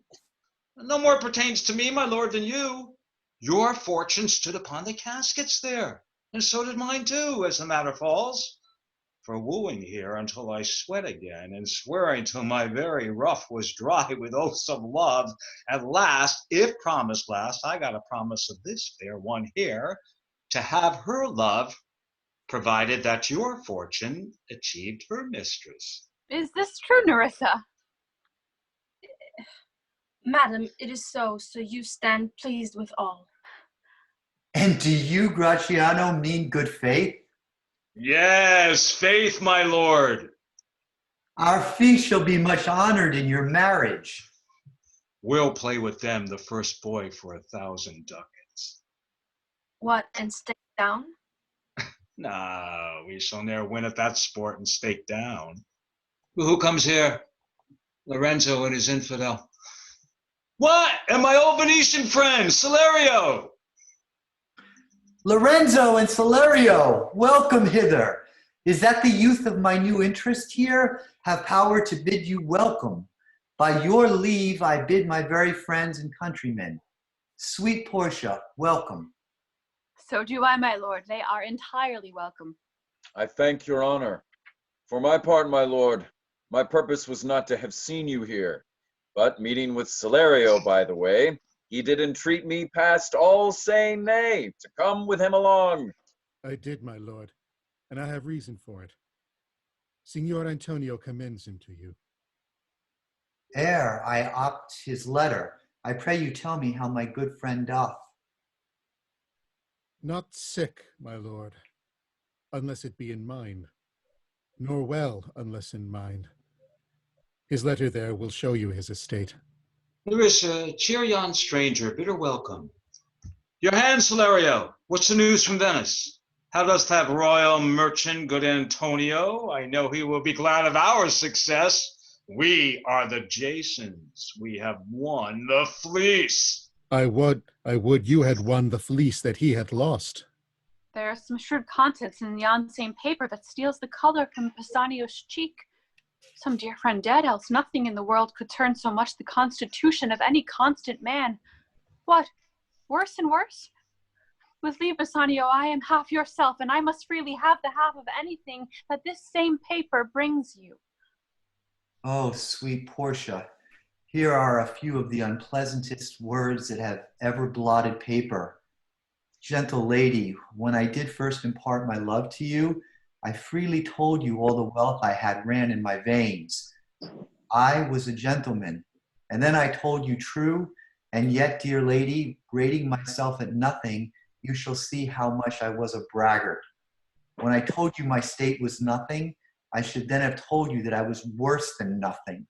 For indeed, I have engaged myself to a dear friend, engaged my friend to his mere enemy to feed my means. Here is a letter, lady, the paper as the body of my friend, and every word issuing lifeblood. But is it true, Celerio? Hath all his ventures failed? What, not one hit from Tripoli, from Mexico and England, from Lisbon, Barbary, and India, and not one vessel escaped the dreadful touch of merchant marring rocks? Not one, my lord. Besides, it should appear that if he had the present money to discharge the Jew, he would not take it. Never did I know a creature that did bear the shape of man, so keen and greedy to confound a man. He plies the Duke at morning and at night, and doth impeach the freedom of the state if they deny him justice. 20 merchants, the Duke himself, and the magnificos of greatest port have all persuaded with him. But none can drive him from the envious plea of forfeiture, of justice, and his bond. I was with him. I have heard him swear to Tubal and to Chus, his countrymen, that he would rather have Antonio's flesh than 20 times the value of the sum that he did owe him. And I know, my lord, if law, authority, and power deny not, it will go hard with poor Antonio. Is it your dear friend that is thus in trouble? The dearest friend to me, the kindest man, the best conditioned and unwearied spirit in doing courtesies, and one in whom the ancient Roman honor more appears than any that draws breath in Italy. What sum owes he the Jew? For me, 3,000 ducats. What? No more? Pay him 6,000 and deface the bond. Double 6,000 and then triple that. Before a friend of this description shall lose a hair through Bassanio's fault. First, go with me to church and call me wife. And then away to Venice to your friend, for never shall you lie by Portia's side with an unquiet soul. You shall have gold to pay that petty debt 20 times over. When it is paid, bring your true friend along. My maid Nerissa and myself, meantime, will live as maids and widows. Come away, for you shall hence upon your wedding day. Bid your friends welcome, show a merry cheer. Since you are dear bought, I will love you dear. But let me hear the letter of your friend. Sweet Bassanio, my ships have all miscarried. My creditors grow cruel. My estate is very low. My bond to the Jew is forfeit. And since in paying it is impossible I should live, all debts are cleared between you and I, if I might but see you at my death. Notwithstanding, use your pleasure. If your love do not persuade you to come, let not my letter. Oh, love.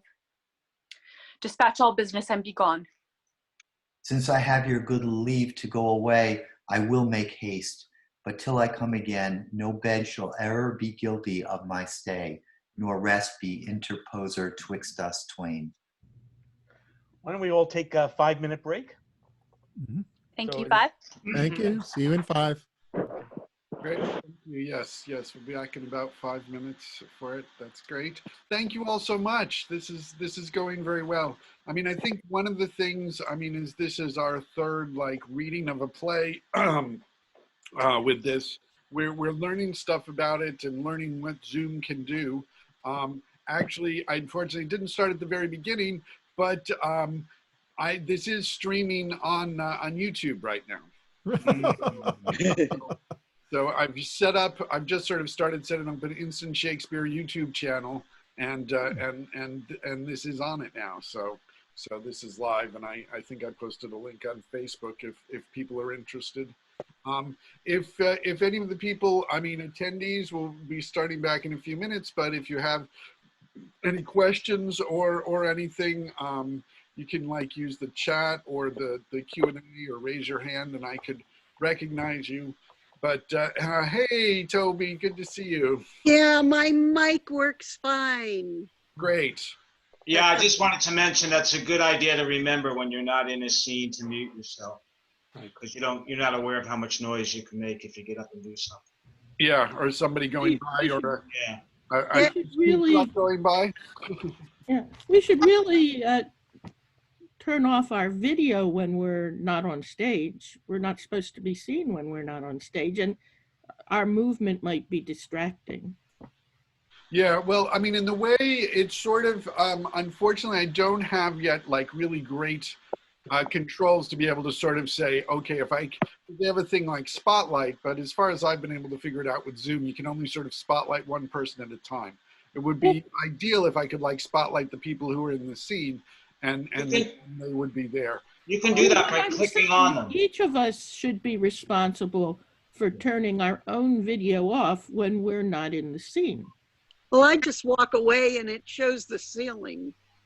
Yeah. Well, I don't find that distracting as much as the noise. The Yeah, noise. absolutely. I mean, the video doesn't bother me. I look away. When you're not there, when you're not doing anything, but sometimes I like sort of being there just so I can sort of, if they're seeing me watching them, if I'm listening. You can also put on one face at a time. If you go up to the screen, yeah. You can do that. The way that I believe the way this is being broadcast through YouTube and for the attendees is that what sort of is on my screen is what's going out, I think, as a host. I'm still learning about this, and I'm usually keeping this in speaker screen most of the time so that the person who's speaking will be on screen. But that's based on sound. So if somebody is in the background and they make some sound, then it goes to them. So that's why I think even more important than necessarily turning off your video, when you're not in a scene, you should mute yourself because, something might fall over or something like that. But, oh yeah, it picks up everywhere. Yeah. And also, before we get started, I'm just trying to, as we're learning to do things, I think one of the things to try and do is to find a way for doing these Zoom things where you don't have light behind you as much, and you had some way have some light coming on your face so that we can see your faces. Like, for example, Michael, I mean, because you've got all the light in back of you, we don't see your face as well. Yeah, I know. I just realized that, but I've got the window in back of me. That's the daylight, actually. So if I turn this off, that's even worse, right? Yeah, I think so. Yeah, that's why I added a lamp light in the daytime. It's just the way my computer's facing. Which do you think looks best, with me lit this way or with this lamp on? I have it Without the lamp on, you look better. Yeah. And I only have one bulb shining right down on me from above. My problem is I'm only on the phone, so I have to hold the damn thing. That's why you see the ceiling when I'm not here. we can see your face well enough as is. Yes. Yes, it's good. I mean, yeah, because there are lots of different ways that you could do it. I mean, we could do a reading. Everybody could be on iPhones moving around. If you have iPhones. Instead of the ceiling, you could either turn off the video, or you could just put your phone down on the table. Well, that's what I mean. That's why you see the ceiling. No, turn it over. Yeah, or just stop the video and mute yourself and those things when you're not around. But I mean, it's up to you. And so all right, are we? Where are we at, Derek? You think is that been about 5 minutes or? Does anybody know what page we're on? We are on 3.3, page 76. So Great. For those of you attending, we've taken the intermission, but we have gone more than halfway in the play. And in the Instant Shakespeare Company, because we read all of the words, it's longer than probably most productions you've ever seen, because there are very few that do these plays uncut. So yes, I think we can start. Is everyone back? Yep. Looks like it. Okay. All right, good, let's go. Hold on, give me 1 second here. All right. Jailer, look to him, tell me not of mercy. This is the fool that lends out money gratis. Jailer, look to him. Hear me yet, good Shylock. I'll have my bond. Speak not against my bond. I have sworn an oath that I will have my bond. Thou callst me a dog before thou hadst a cause. But since I am a dog, beware my fangs. The Duke shall grant me justice. I do wonder, thou naughty jailer, that thou art so fond of to come abroad with him at his request. I pray thee, hear me speak. I'll have my bond. I will not hear thee speak. I'll have my bond, and therefore speak no more. I'll not be made a soft and dull-eyed fool to shake a head, relent, and sigh.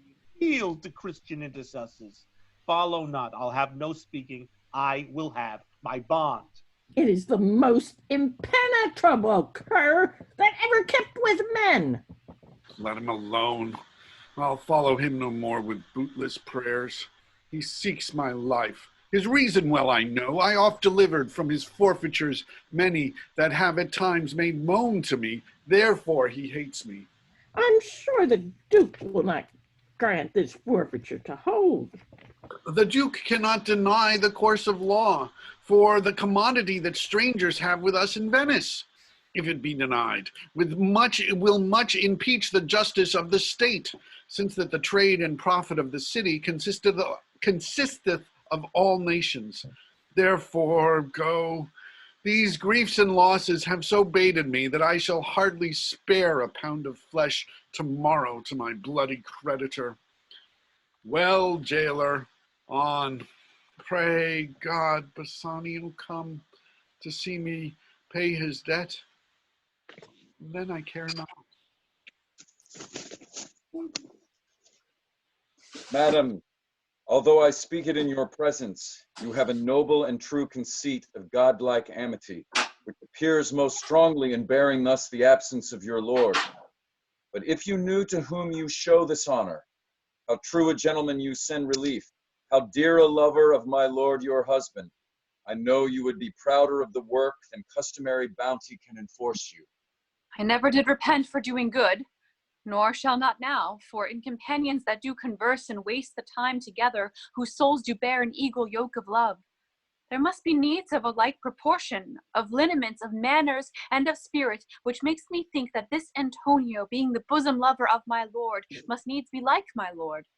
If it be so, how little is the cost I have bestowed in purchasing the semblance of my soul. From out the state of hellish cruelty, this comes too near the praising of myself.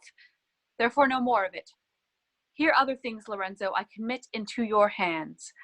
The husbandry and manage of my house until my lord's return. For mine own part, I have toward heaven breathed a single vow to live in prayer and contemplation, only attended by Nerissa here, until her husband and my lord's return. There is a monastery 2 miles off, and there we will abide. I do desire you not to deny this imposition, the which my love and some necessity now lays upon you. Madam, with all my heart, I shall obey you in all fair commands. My people do already know my mind and will acknowledge you and Jessica in place of Lord Bassanio and myself. So fare you well till we shall meet again. Fair thoughts and happy hours attend on you. I wish your ladyship all heart's content. I thank you for your wish and am well pleased to wish it back on you. Fare you well, Jessica. Now, Balthazar, as I have ever found thee honest true, so let me find thee still. Take this same letter, and use thou all the endeavor of a man in speed to Mantua. See thou render this into my cousin's hand, Dr. Bellario, and look what notes and garments he doth give thee. Bring them, I pray thee, with imagined speed, unto the Tranect, to the common ferry, which trades to Venice. Waste no time in words, but get thee gone, I shall be there before thee.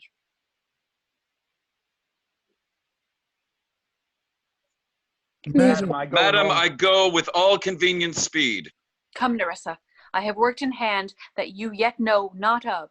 We'll see our husbands before they think of us. Shall they see us? They shall, Nerissa, but in such a habit that they shall think we are accomplished with that we lack. I'll hold thee any wager when we are both accoutred like young men. I'll prove the prettier fellow of the two, and wear my dagger with the braver grace, and speak between the change of man and boy with a reed voice, and turn 2 mincing steps into a manly stride, and speak a phrase like a fine bragging youth, and tell quaint lies like how honorable ladies sought my love, which I, denying they fell sick and died. I could not do withal, then I'll repent, and wish for all that I had not killed them, and 20 of these puny lies I'll tell, that men shall swear I have discontinued school above a 12-month. I have within my mind 1,000 raw tricks of these bragging jacks, which I will practice. Why shall we turn to men? Fie, what a question's that? If thou wert near a lewd interpreter, but come, I'll tell thee all my whole device when I am in my coach, which stays for us at the park gate, and therefore haste away, for we must measure 20 miles today.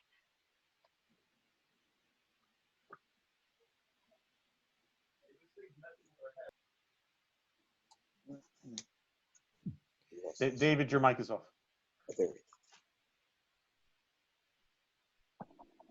Yes. Your mic is off. Okay.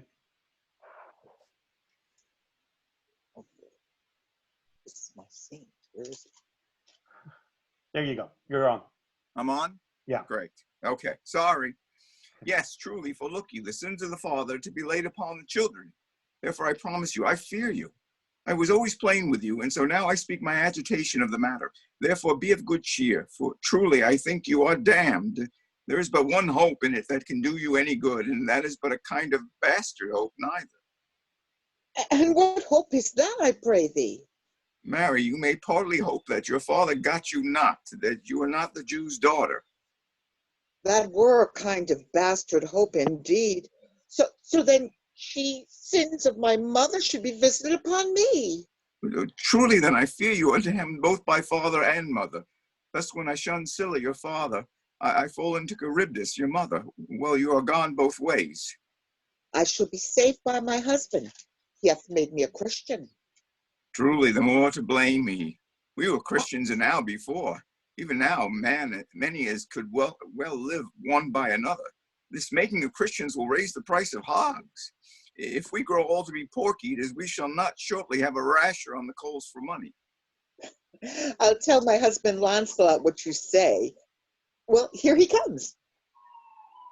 I shall grow jealous of you shortly, Lancelot, if you thus get my wife into corners. Nay, you need not fear us, Lorenzo. Lancelot and I are out. He tells me flatly there is no mercy for me in heaven because I am a Jew's daughter, and he says you are no good member of the Commonwealth, for in converting Jews to Christians, you raise the price of pork. I shall answer that better to the Commonwealth than you can the getting of the Negro's belly.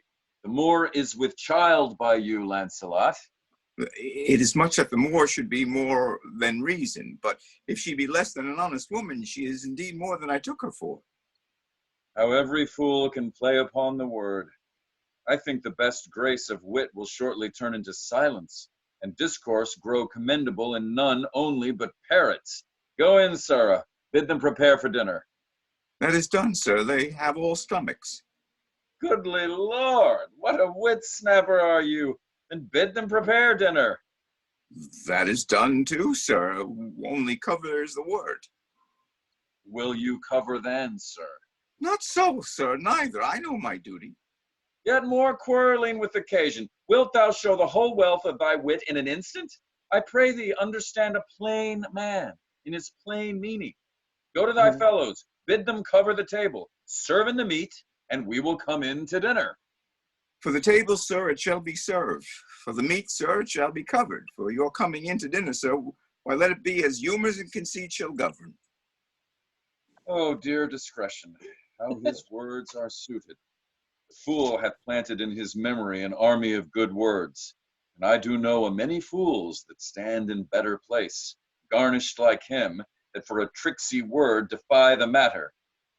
How cheerest thou, Jessica? And now, good sweet, say thy opinion. No, pastoral expressing, it is very meet the Lord Bassanio live an upright life for having such a blessing in his lady. He finds the joys of heaven here on earth, and if on earth he does not mean it, it is reason he should never come to heaven. Why, if two gods should play some heavenly match, and on the wager lay two earthly women and Portia one, there must be something else pawned for the other, for the poor rude world hath not her fellow. Even such a husband hast thou of me, as she is for a wife. Nay, but ask my opinion of that. I will anon. First let us go to dinner. Nay, let me praise you while I have a stomach. No, pray thee, let it serve for table talk. Then howsome'er thou speak'st among other things, I shall digest it. Well, I'll set you forth. What? Is Antonio here? Ready, so please your grace.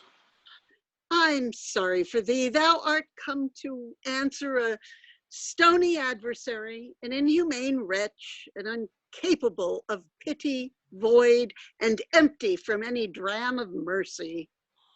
I have heard your grace hath ta'en great pains to qualify his rigorous course, but since he stands obdurate and that no lawful means can carry me out of his envy's reach, I do oppose my patience to his fury, and am armed to suffer with a quietness of spirit the very tyranny and rage of his. Go one and call the Jew into court. He is ready at the door. He comes, my lord. Make room and let him stand before our face. Shylock, the world thinks, and I think so too, that thou but leadest this fashion of thy malice to the last hour of act. And then 'tis thought thou shrew thy mercy and remorse more strange than is thy strange apparent cruelty. And where thou now exactest the penalty, which is a pound of this poor merchant's flesh, thou wilt not only lose the forfeit, but touched with humane gentleness and love, forgive a moiety of the principal, glancing an eye of pity into his losses that have of late so huddled on his back. Now to press a royal merchant down and pluck commiseration of his state from brassy bosoms and rough hearts of flints, from stubborn Turks and Tartars never trained to offices of tender courtesy. We all expect a gentle answer, Jew. I have possessed your grace of what I purpose, and by our holy Sabbath have I sworn to have the due and forfeit of my bond. If you deny it, let the danger light upon your charter and your city's freedom. You'll ask me why I rather choose to have a weight of carrion flesh than to receive 3,000 ducats. I'll not answer that, but say it is my humor. Is it answered? What if my house be troubled with a rat, and I be pleased to give 10,000 ducats to have it banged? What, are you not answered yet? Some men there are that love not a gaping pig, some that are mad if they behold a cat, and others, when the bagpipe sings in the nose, cannot contain their urine for affection. Masters of passion sways it to the mood of what it likes or loathes. Now, for your answer, as there is no firm reason to be rendered why he cannot abide a gaping pig, why he, a harmless necessary cat, why he, a woolen bagpipe, but of force, must yield to such inevitable shame as to offend himself being offended. So can I give no reason, nor I will not, more than a lodged hate and a certain loathing I bear Antonio, that I follow thus a losing suit against him. Are you answered? There's no answer, thou unfeeling man, to excuse the current of thy cruelty. I am not bound to please thee with my answer. Do all men kill the things they do not love? Hates any man the thing he would not kill? Every offense is not a hate at first. What, wouldst thou have a serpent sting thee twice? I pray you think you question with the Jew. You may as well go stand upon the beach and bid the main flood bait his usual height, or even as well use question with the wolf. The ewe bleat for the lamb, and you may as well forbid the mountain pines to wag their high tops and to make no noise when they are fretted with the gusts of heaven. You may as well do anything most hard as to seek to soften that than which what harder, his Jewish heart. Therefore, I do beseech you, make no more offers, use no farther means, but with all brief and plain conveniency, let me have judgment and the Jew his will. For thy 3,000 ducats here is 6. If every ducat and 6,000 ducats were in 6 parts, and every part a ducat, I would not draw them. I would have my bond. How shalt thou hope for mercy, rendering none? What judgment shall I dread, doing no wrong? You have among you many a purchased slave, which, like your asses and your dogs and mules, you use in abject and in slavish parts, because you bought them. Shall I say to you, let them be free, marry to them to your heirs? Why sweat they under burdens? Let their beds be as soft as yours, and let their palates be seasoned with such viands. You will answer, the slaves are ours. So do I answer you. The pound of flesh which I demand of him is dearly bought. 'Tis mine, and I will have it. If you deny me, fie upon your law. There is no force in the decrees of Venice. I stand for judgment. Answer, shall I have it? Upon my power, I may dismiss this court, unless Bellario, a learned doctor, whom I have sent for to determine this, come here today. My lord, here stays without a messenger with letters from the doctor, new come from Padua. Bring us the letters, call the messengers. Good cheer, Antonio. What man courage yet The Jew shall have my flesh, blood, bones, and all, ere thou shalt lose for me one drop of blood. I am a tainted wether of the flock, meetest for death. The weakest kind of fruit drops earliest to the ground, and so let me. You cannot better be employed, Bassanio, than to live still and write mine epitaph.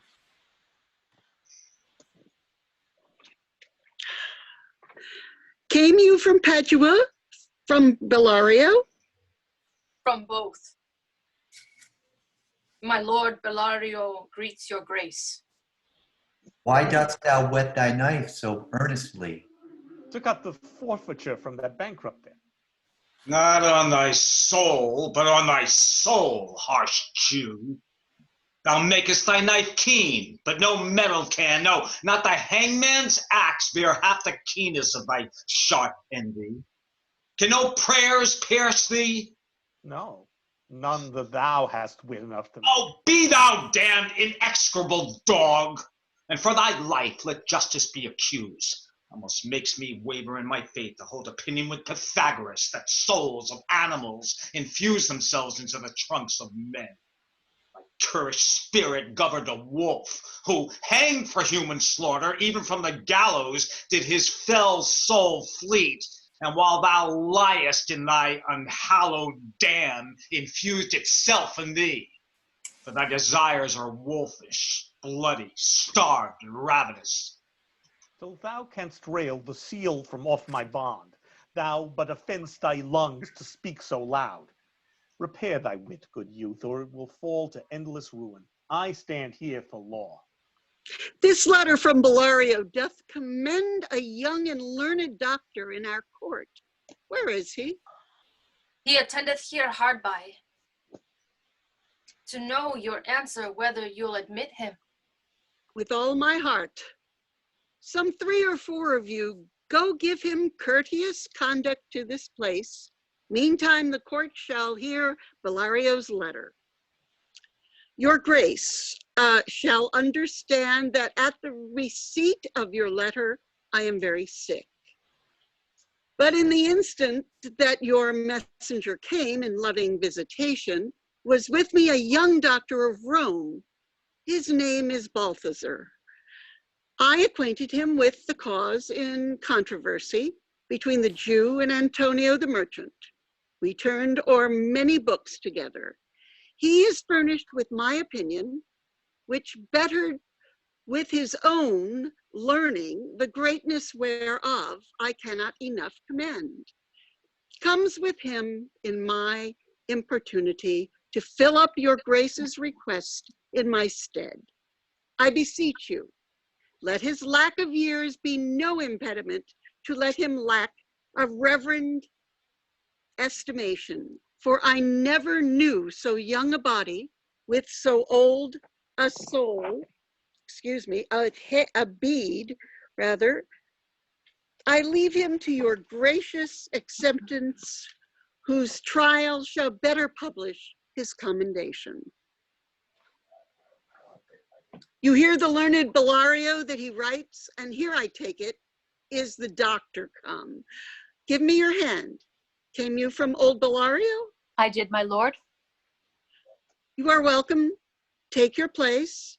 Are you acquainted with the difference that holds the present question in the court? I am informed thoroughly of the cause. Which is the merchant here, and which is the Jew? Antonio and old Shylock both stand forth. Is your name Shylock? Shylock is my name. Of a strange nature is the suit you follow, yet in such rule that the Venetian law cannot impugn you as you do proceed. You stand within his danger, do you not? Aye, so he says. Do you confess the bond? I do. Then must the Jew be merciful. On what compulsion must I? Tell me that. The quality of mercy is not strained. It droppeth as the gentle rain from heaven upon the place beneath. It is twice blessed. It blesseth him that gives and him that takes. 'Tis mightiest in the mightiest. It becomes the throned monarch better than his crown. His scepter shows the force of temporal power, the attribute to awe and majesty, wherein doth sit the dread and fear of kings. But mercy is above this sceptered sway. It is enthroned in the hearts of kings. It is a tribute to God himself, and earthly power doth then show like God's when mercy seasons justice. Therefore, Jew, though justice be thy plea, consider this, that in the course of justice, none of us should see salvation. We do pray for mercy, and that same prayer doth teach us all to render the deeds of mercy. I have spoke thus much to mitigate the justice of thy plea, which if thou follow, this strict course of Venice must needs give sentence against the merchant there. My deeds upon my head, I crave the law, the penalty and forfeit of my bond. Is he not able to discharge the money? Yes, here I tender it for him in the court. Yeah, twice the sum. If that will not suffice, I will be bound to pay it 10 times over on forfeit of my hands, my head, my heart. If this will not suffice, it must appear that malice bears down truth. And I beseech you, rest once the law to your authority, to do a great right, do a little wrong, and curb this cruel devil of his will. It must not be. There is no power in Venice can alter a decree established.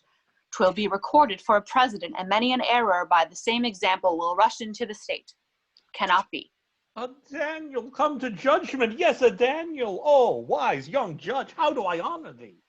I pray you let me look upon the bond. Here, 'tis most reverend, doctor, here it is. Shylock, there's thrice thy money offered thee. An oath, I have an oath in heaven. Shall I lay perjury upon my soul? No, not for Venice. Why, this bond is forfeit, and lawfully by this the Jew may claim a pound of flesh to be by him cut off nearest the merchant's heart. Be merciful, take thrice thy money, bid me tear the bond. When it is paid according to the tenure. It doth appear you are a worthy judge. You know the law. Your exposition hath been most sound. I charge you, by the law, whereof you are a well-deserving pillar, proceed to judgment. By my soul, I swear, there is no power in the tongue of man to alter me. I stay here on my bond. Most heartily I do beseech the court to give the judgment. Why, then, thus it is. You must prepare your bosom for his knife. Oh, noble judge, oh, excellent young man. For the intent and purpose of the law hath full relation to the penalty, which here appeareth due upon the bond. 'Tis very true, O wise and upright judge. How much more elder art thou than thy looks? Therefore, lay bare your bosom. Aye, his breast, so says the bond. Doth it not, noble judge? Nearest his heart, those are the very words. It is so. Are there balance here to weigh the flesh? I have them ready. Have by some surgeon, Shylock, on your charge to stop his wounds, lest he should bleed to death? It is not nominated in the bond. It is not so expressed, but what of that? 'Twere good you do so much for charity. I cannot find it. I can't. It's not in the bond. Come, merchant. Have you anything to say? But little. I am armed and well prepared. Give me your hand, Bassanio. Fare you well. Grieve not that I am fallen to this for you, for herein fortune shows herself more kind than in her custom. It is still her use to let the wretched man outlive his wealth, to view with hollowed eye and wrinkled brow an age of poverty, from which lingering penance of such misery doth she cut me off. Commend me to your honorable wife. Tell her the process of Antonio's end. Say how I loved you. Speak me fair in death. And when the tale is told, bid her be judge whether Bassanio had not once a love. Repent not that you shall lose your friend, and he repents not that he pays your debt. For if the Jew do cut but deep enough, I'll pay it instantly with all my heart. Antonio, I am married to a wife which is as dear to me as life itself. But life itself, my wife, and all the world are not with me esteemed above thy life. I would lose all I sacrifice them all here to this devil to deliver you. Your wife would give you little thanks for that if she were by to hear you make the offer. I have a wife whom I protest I love. I would she were in heaven so she could entreat some power to change this currish Jew. 'Tis well you offer it behind her back. The wish would make else an unquiet house. These be the Christian husbands. I have a daughter. Would any of the stock of Barabbas had been her husband rather than a Christian? We trifle time. I pray thee pursue sentence. A pound of that same merchant's flesh is thine. The court awards it, and the law doth give it. Most rightful judge. And you must cut this flesh off from his breast. The law allows it, and the court awards it. Most learned judge, a sentence. Come, prepare. Tarry a little. There is something else. This bond doth give thee here no jot of blood. The words expressly are a pound of flesh. Then take thy bond. Take thou thy pound of flesh, but in the cutting it, if thou dost shed one drop of Christian blood, thy lands and goods are by the laws of Venice confiscate unto the state of Venice. Oh, upright judge, mark Jew, oh, learned judge. Is that the law? Thyself shalt see the act, for as thou urgest justice, be assured thou shalt have justice more than thou desirest. Oh, learned judge, mark Jew, a learned judge. I take this offer then. Pay the bond thrice and let the Christian go. Here's the money. Soft. The Jew shall have all justice, soft, no haste. He shall have nothing but the penalty. Oh, Jew, an upright judge, a learned judge.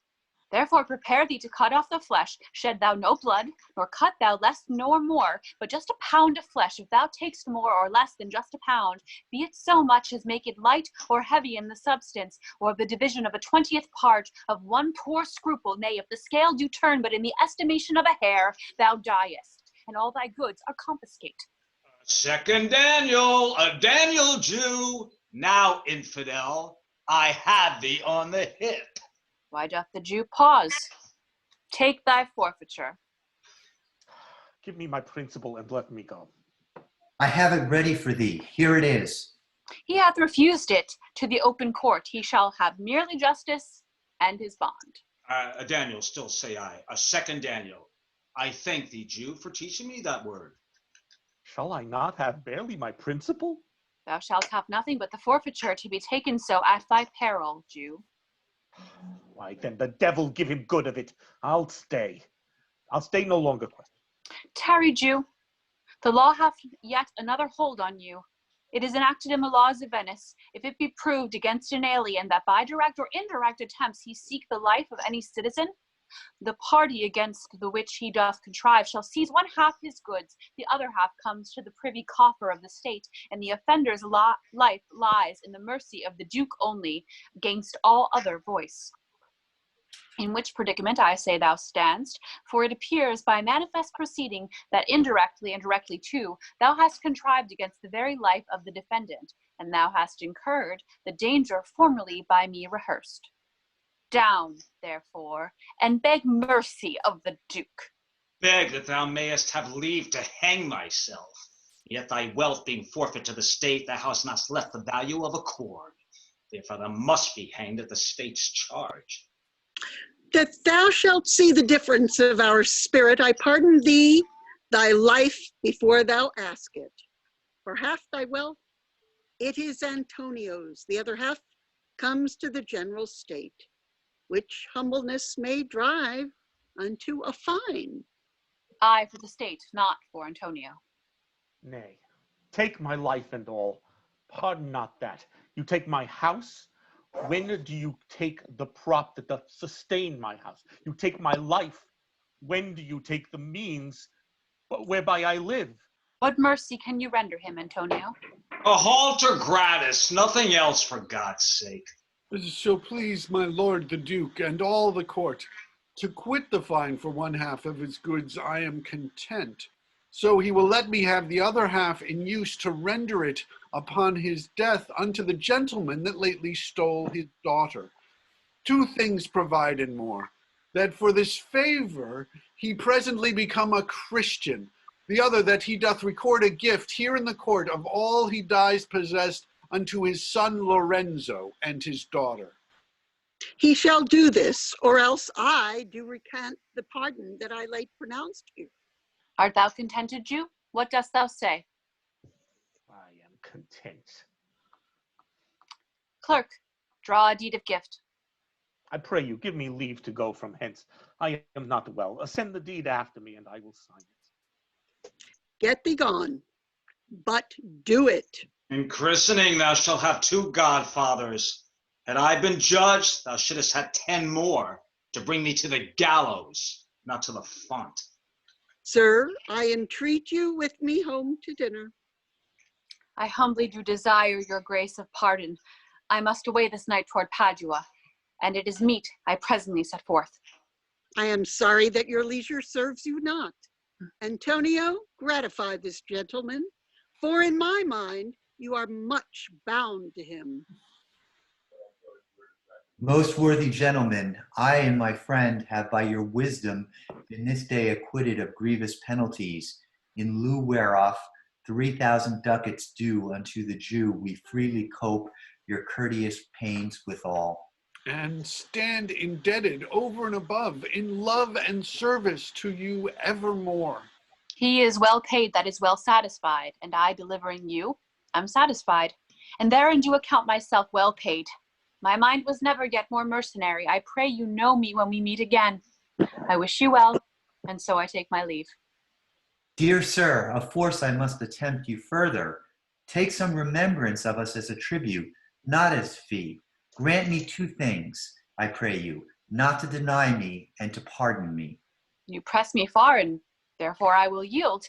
Give me your gloves, I'll wear them for your sake, and for your love I'll take this ring from you. Do not draw back your hand. I'll take no more, and you in love shall not deny me this. This ring, good sir, alas, it is a trifle. I will not shame myself to give you this. I will have nothing else but only this, and now methinks I have a mind to it. There's more depends on this than on the value. The dearest ring in Venice will I give you, and find it out by proclamation. Only for this, I pray you pardon me. I see, sir, you are liberal in offers. You taught me first to beg, and now methinks you teach me how a beggar should be answered. Good sir, this ring was given me by my wife, and when she put it on, she made me vow that I should neither sell nor give nor lose it. That excuse serves many men to save their gifts, and if your wife be not a mad woman and know how well I have deserved this ring, she would not hold out enemy forever, for giving it to me. Well, peace be with you. My lord Bassanio, let him have the ring. Let his deservings and my love withal be valued against your wife's commandment. Go, Gratiano, run and overtake him. Give him the ring, and bring him, if thou canst, unto Antonio's house. Away, make haste. Come, you and I will thither presently, and in the morning early will we both fly toward Belmont. Come, Antonio. Inquire the Jew's house out. Give him this deed, and let him sign it. We'll away tonight, and be a day before our husband's home.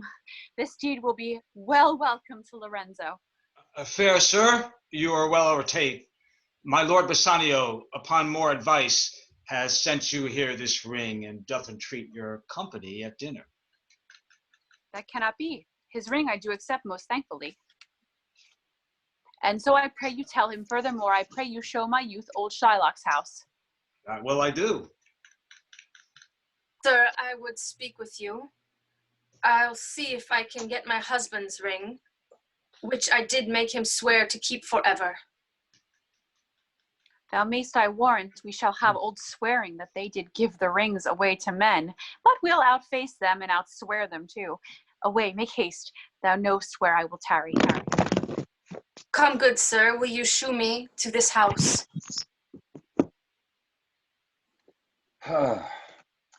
The moon shines bright. In such a night as this, when the sweet wind did gently kiss the trees, and they did make no noise.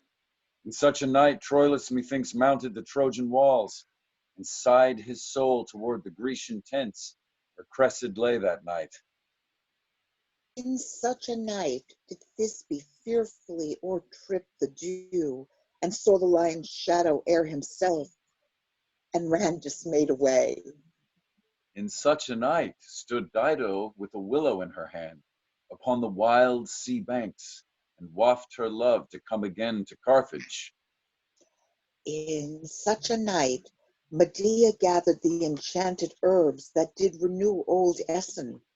In such a night did Jessica steal from the wealthy Jew, and with an unthrift love did run from Venice as far as Belmont. In such a night did young Lorenzo swear he loved her well, sealing her soul with many vows of faith, and ne'er a true one. In such a night did pretty Jessica, like a little shrew, slander her love, and he forgave it her. I would outnight thee, you did nobody come. But hark, I hear the footing of a man. Who comes so fast in silence of the night? A friend. A friend, what friend? Your name, I pray you, friend. Stephano is my name, and I bring word my mistress will before the break of day be here at Belmont. She doth stray about by holy crosses, where she kneels and prays for happy wedlock hours. Who comes with her? None but a holy hermit and her maid. I pray you, is my master yet returned? He is not, nor we have not heard from him. But go we in, I pray thee, Jessica, and ceremoniously let us prepare some welcome for the mistress of the house. Sola, sola, oh, ha, ho, sola, sola. Who calls? Sola, did you see Monsieur Lorenzo and Madame Lorenzo? Sola, sola. Leave Halloween man here. Sola, where? Here. Tell him there's a post come from my master with his horn full of good news. My master will be here ere morning, sweet soul. Let's in, and there expect their coming.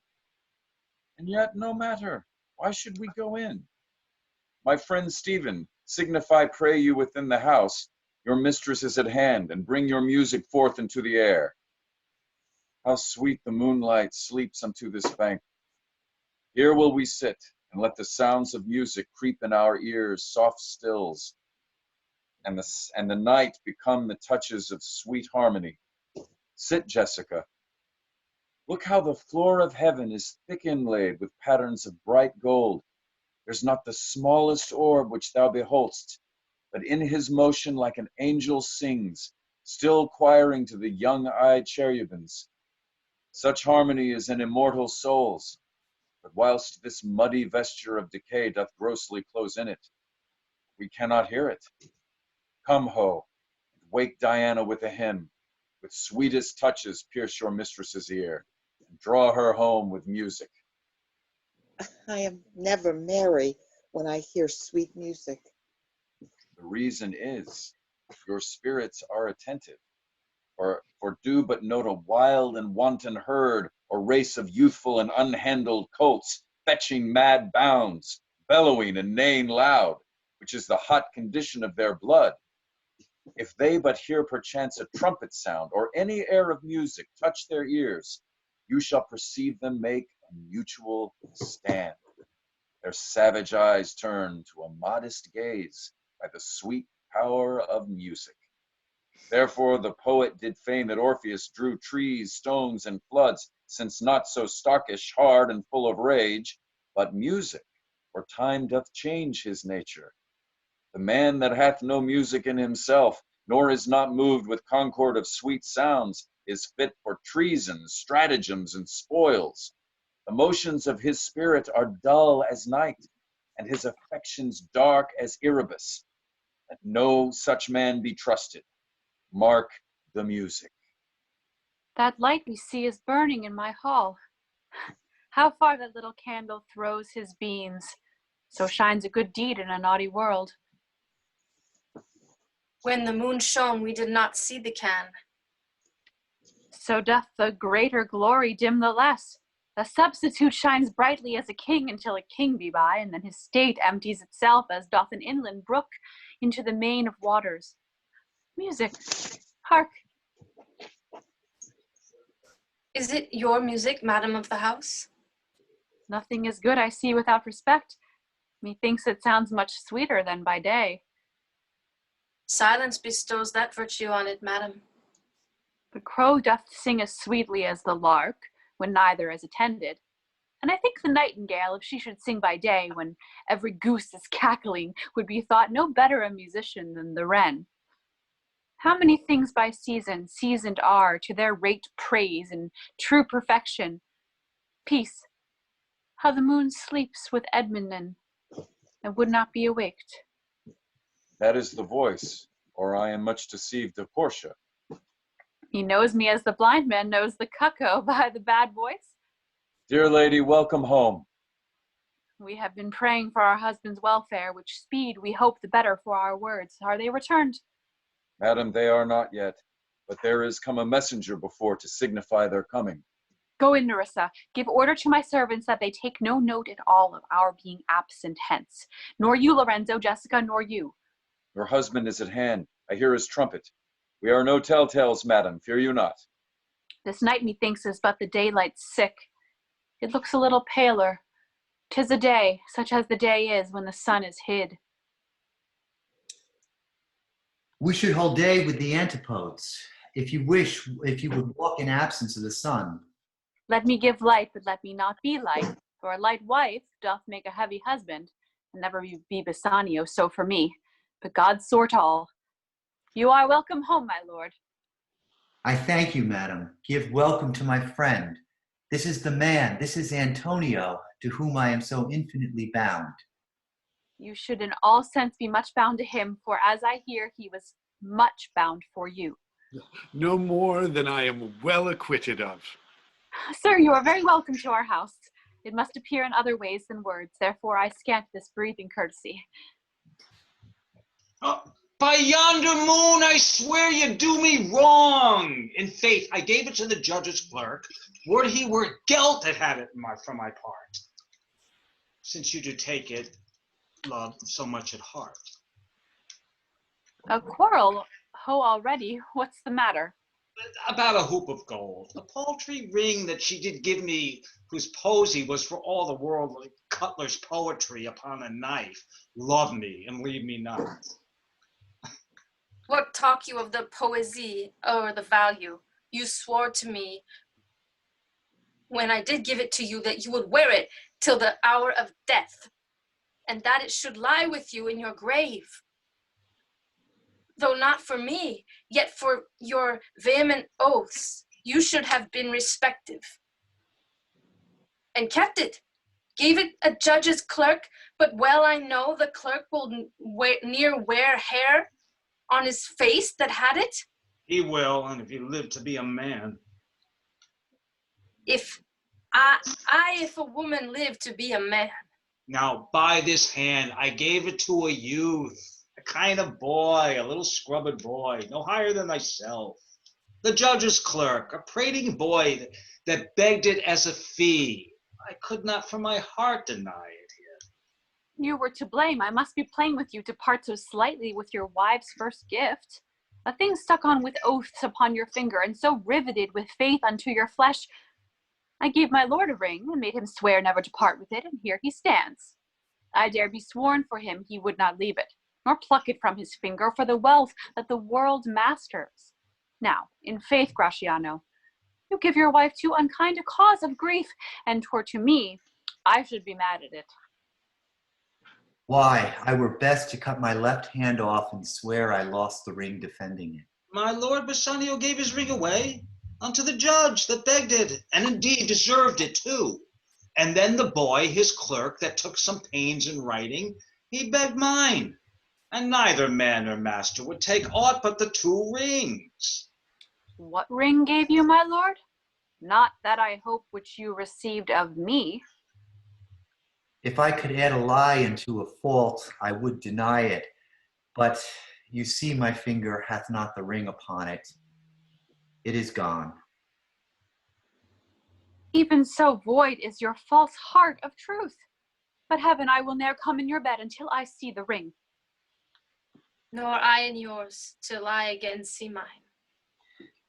Sweet Portia, if you did know to whom I gave the ring, if you did know for whom I gave the ring, and would conceive for what I gave the ring, and how unwittingly I left the ring, when naught would be accepted but the ring, you would abate the strength of your displeasure.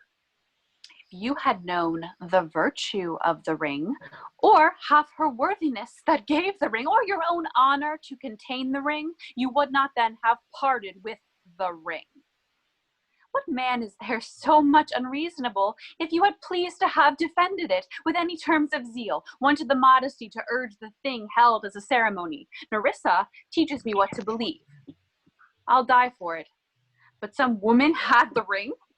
No, by my honor, madam, by my soul, no woman had it, but a civil doctor, which did refuse 3,000 ducats of me, and begged the ring, the which I did deny him, and suffered him to go displeased away, even he that had held up the very life of my dear friend.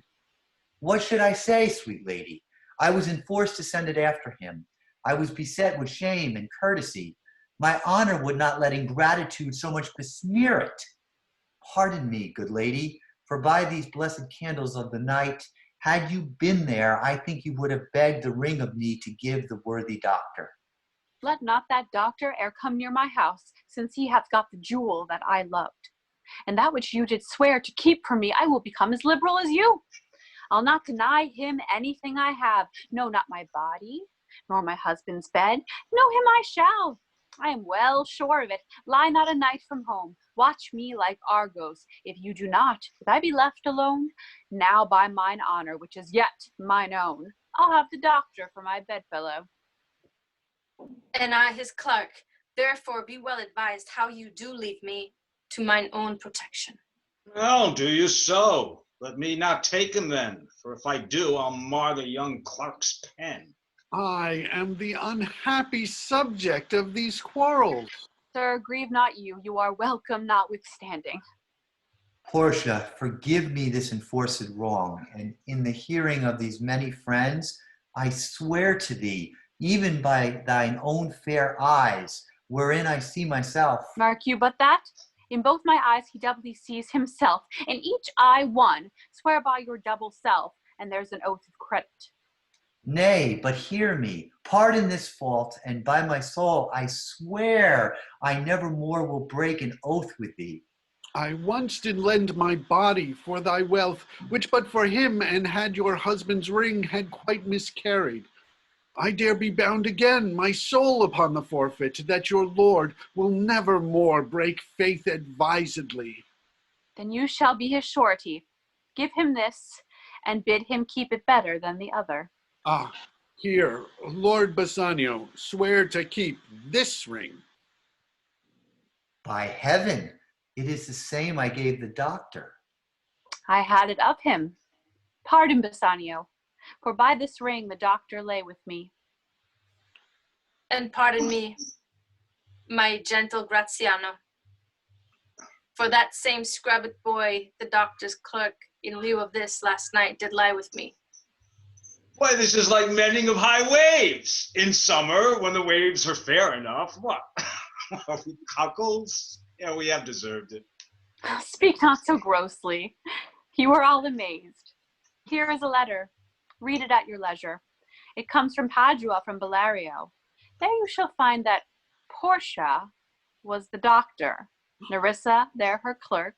Lorenzo here shall witness I set forth as soon as you, and but even now returned. I have not yet entered my house. Antonio, you are welcome, and I have better news in store for you than you expect. Unseal this letter soon. There you shall find 3 of your argosies are richly come to harbor suddenly. You shall not know by what strange accident I chanced on this letter. I am dumb. Were you the doctor and I knew you not? Are you the clerk that is to make me cuckold? I, but the clerk that is to make me cuckold, I but the clerk that never means to do it, unless he live until he be a man. Sweet doctor, you shall be my bedfellow. When I am absent, then lie with my wife. Sweet lady, you have given me life and living, for here I read for certain that my ships are safely come to port. How now, Lorenzo? My clerk hath some good comforts, too, for you. Aye, and I'll give him without a fee. There do I give to you and Jessica from the rich Jew a special deed of gift after his death, of all he does possessed of. Fair ladies, you drop manna in the way of starving people. It is almost morning, and yet I am sure you are not satisfied of these events at full. Let us go in and charge us thereupon interrogatories, and we will answer all things faithfully. Let it be so. The first interrogatory that my Nerissa shall be sworn on is whether till the next night she rather stay or go to bed now, being 2 hours today. For were the day come, I should wish it darked till I were couching with the doctor's clerk. Well, while I live, I'll fear no other thing, so sore as keeping safe Nerissa's ring.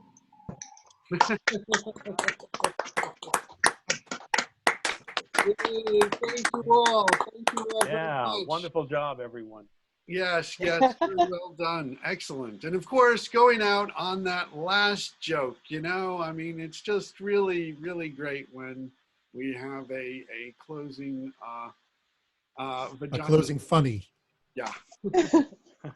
So thank you all very much. Thank you. Was great. Thank you. Thank you, Derek, for doing this. You did a great job at getting everybody together and as Shylock, and really, this was terrific. So why did you want to take on this play?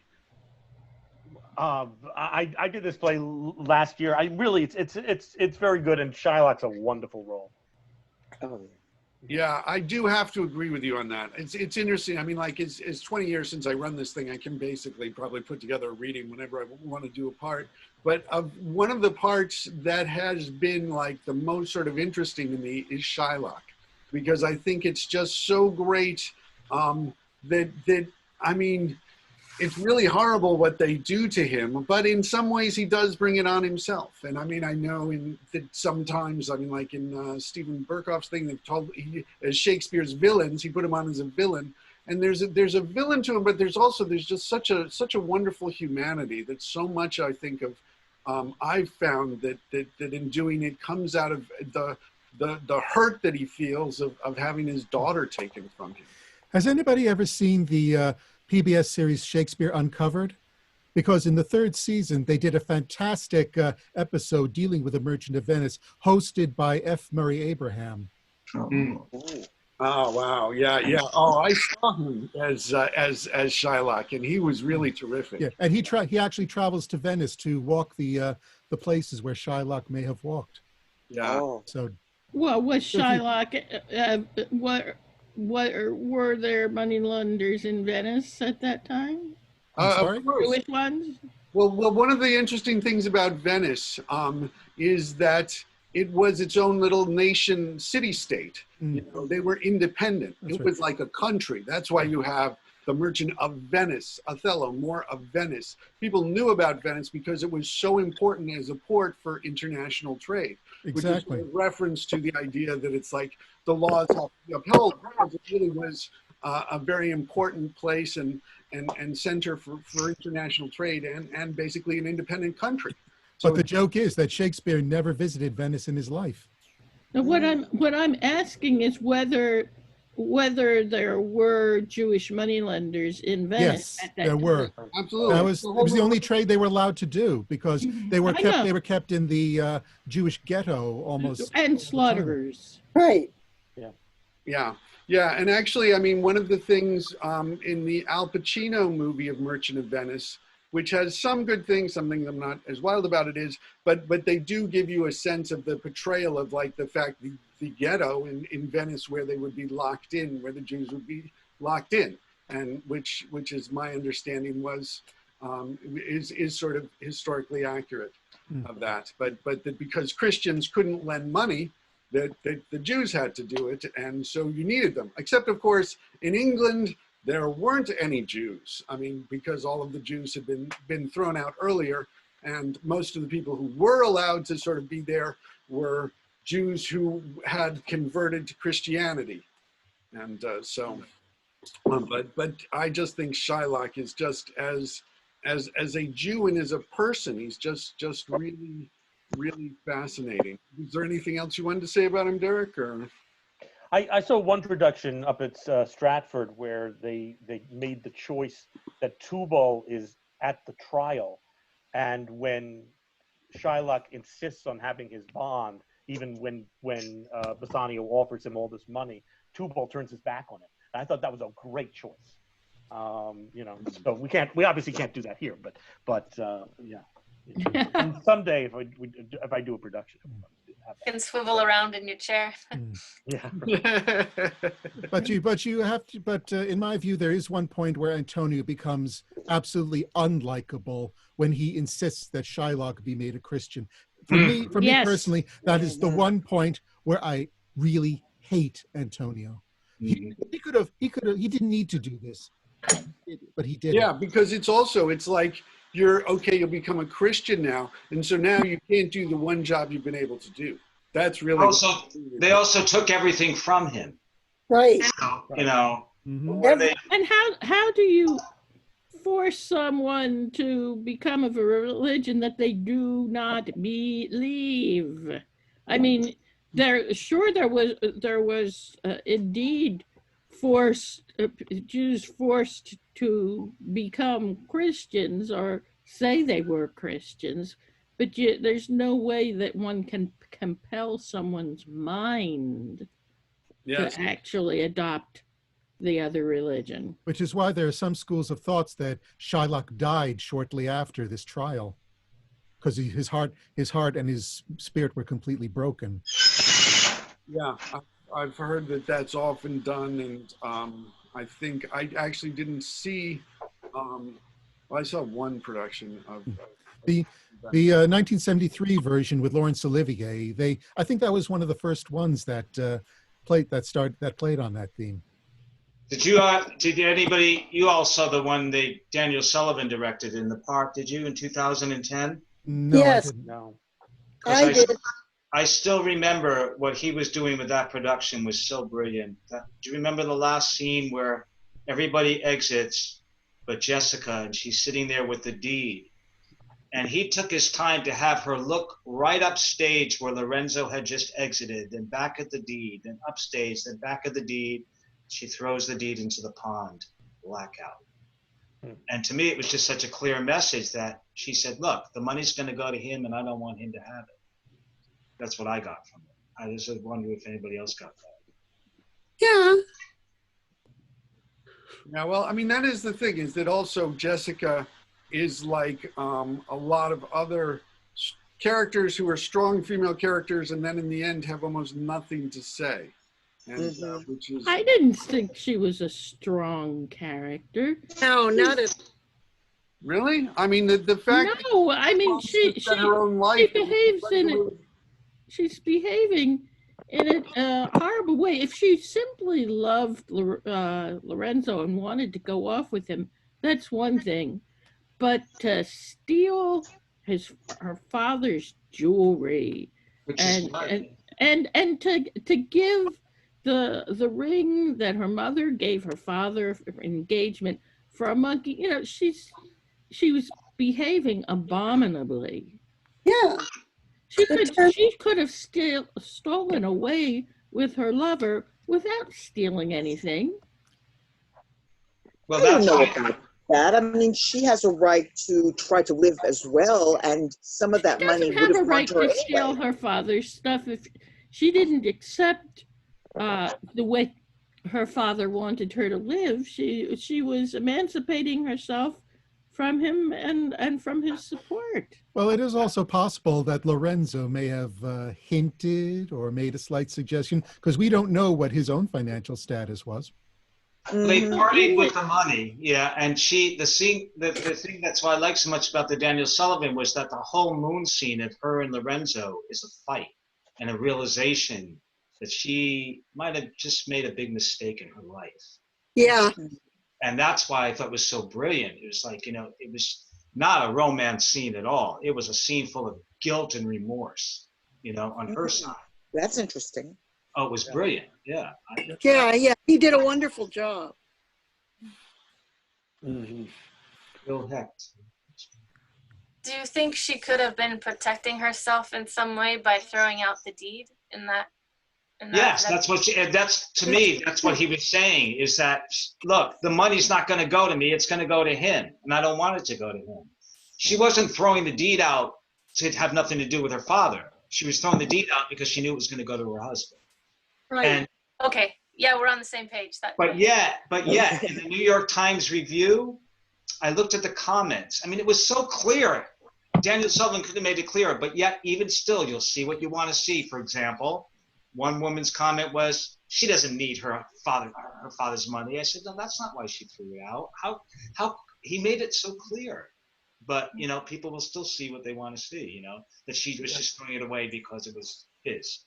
It is, and it's also interesting in terms of the thing is that when Antonio, because basically, I mean, when the sentence is, it's okay, like half of the money goes to the state and half of it goes to Antonio because you did it. And Antonio's, my understanding of what Antonio's saying is that, like, okay, I'll let him keep the half as long as he lives, as long as when he dies, it goes to his son-in-law, the Christian Lorenzo. Exactly. Yeah. And she didn't want that. Screwing it, I mean, which is also, it's being sort of, it's offering something but demanding so much more while he's doing it, and also I think it's so interesting that, I mean, like, have the sort of capitalist sort of levels that you have in this, in that Antonio is a big guy, that you've got these other merchants who go around who are talking about him and all of that. But I mean, what he's got is like just peanuts compared to what Portia has, that she's so sort of, I mean, just when they mention the amounts, that it's like, yeah, I got. Yeah, that's nothing. Yeah, that's nothing for it. And I sort of wonder about the fact that, all of these people in the 20 Magnificos and all of these things, they go and like plead to the Duke about it, but they didn't put up any of the money, they could have paid off Shylock. They partied with the money. They partied with the money that they stole from Shylock. They didn't even help Antonio, their friend. Right. Well, yeah, I mean, because it was just, they had to put on like to look like prestigious enough to be taken in and to be a serious suitor to this rich prize, Portia. And Elena, thank you so much. Excellent work as Portia. Sorry. Oh, thank you. Technical issues early on, but it was really great. And I appreciated your disguise as your yes. for the courtroom. It was great. So yeah, I mean, this is really good, and I think this is just one of the most interesting plays, and one that can come back to, because there's so many different ways you can take every character. And for me, I mean, a lot of people do think of this play as anti-Semitic, but yep. I don't think it is at all. Because you also have Shylock is just one of the most interesting characters ever. I think it's anti-hypocrisy. See, I disagree. I think it is anti-Semitic because of the way he created Shylock as being as vicious and not emotionally available as he painted him. I think it is anti-Semitic. Yes. Well, I would disagree with that a little bit. I think Shylock is very emotionally available. He does talk about, how he feels. I'm talking about emotionally available to his daughter. Right, but not to the, not when it's where they're talking about the pound of flesh. I don't know. I think Shakespeare is putting a mirror up to the hypocrisy of the so-called Christians, leading back for a long history of Inquisition, and he's basically giving an answer to the anti-Semitic play that was written earlier and saying, now I'm going to have you take a chance to look at yourselves, which is why he doesn't call it the Jew of Malta. He calls it the Merchant of Venice. Yeah. Oh, the Jew but there is some, bad enough. But there is some Antonio, edge. Antonio is the merchant of Venice. Yes. What I'm saying, he's focusing on them. He's saying, don't focus on the Jew in this one. Focus on the merchant. That's why he calls it the Merchant of Venice. That's why somebody who I didn't really respect much of her opinion, but she opened me up to this at the ending of the play. She's a conspiracy theorist or whatever. She says, how did she get those ships back? I said, oh my God, you just opened up a whole can of worms.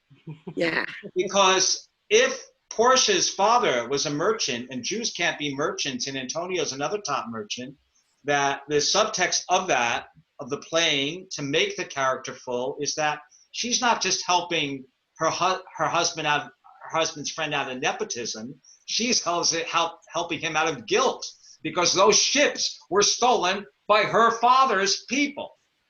They pirated the ships. It's a competition between merchants. So she feels guilty. That's why at the ending she says, don't ask me how I got them back.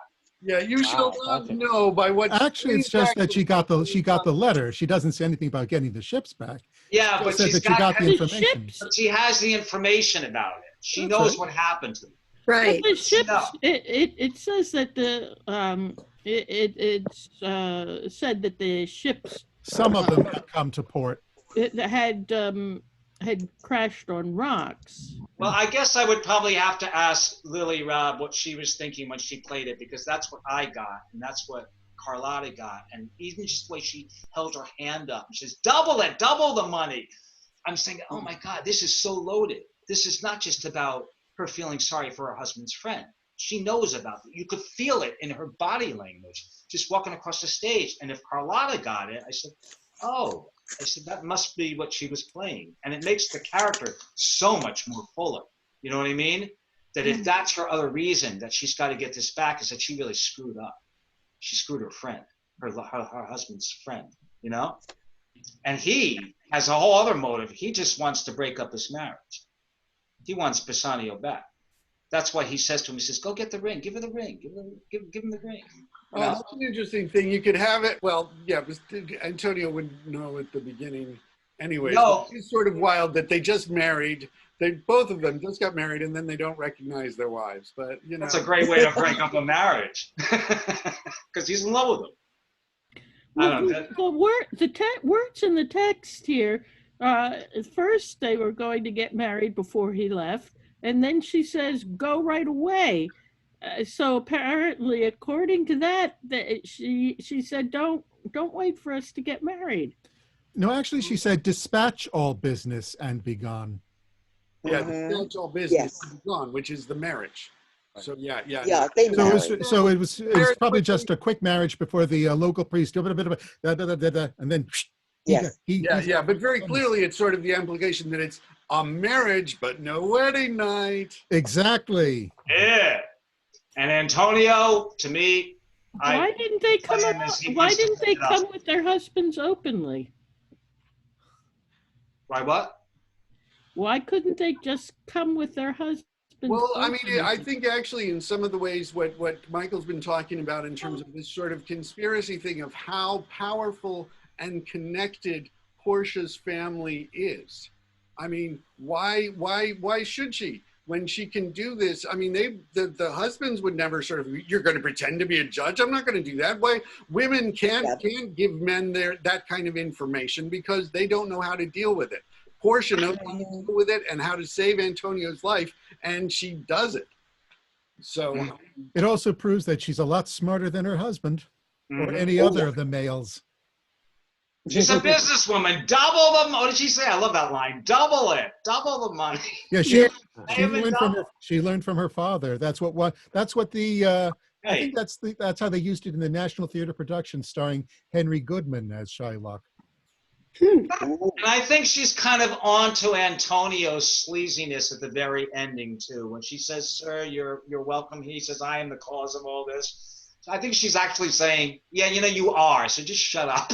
But then she does. You're welcome here. Yeah. I think we're getting a little to too sort far of you into give the ring, and so that she's used to sort of getting everybody working for her, which is what I think is also happening. The whole sort of power thing of the ring, when she says, "Here, I'm giving you this ring, and with this ring, all my power, and then if you lose it, you don't have it." But she has the power again, and she's letting him think he still has it. But that's my interpretation. Although, I mean, Portia, a lot of people really hate on Portia, and some things are really great about Portia. When they did it at Shakespeare Company, and my parents had interviewed the actress who played Portia, talking about how cruel she is to Shylock in the trial scene. How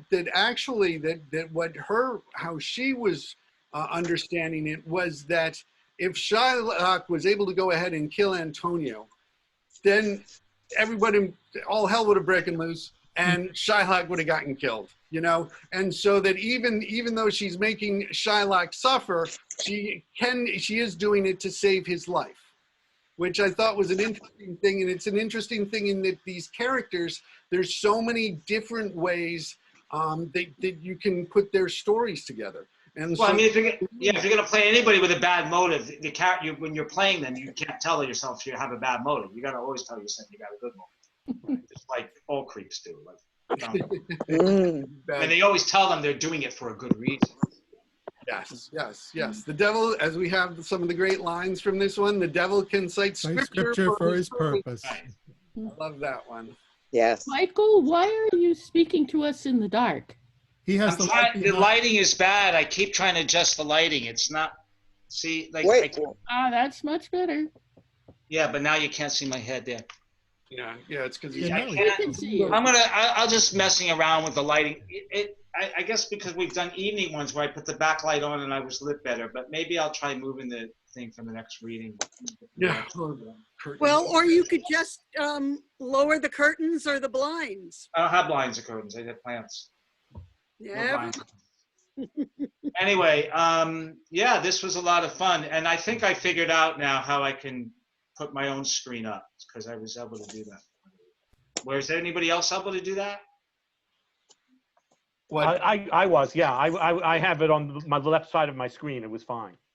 Yeah, me too. I was doing it most times. A couple of times I got lost and I picked up my glass. Yeah. I have four other people right at the top of my screen.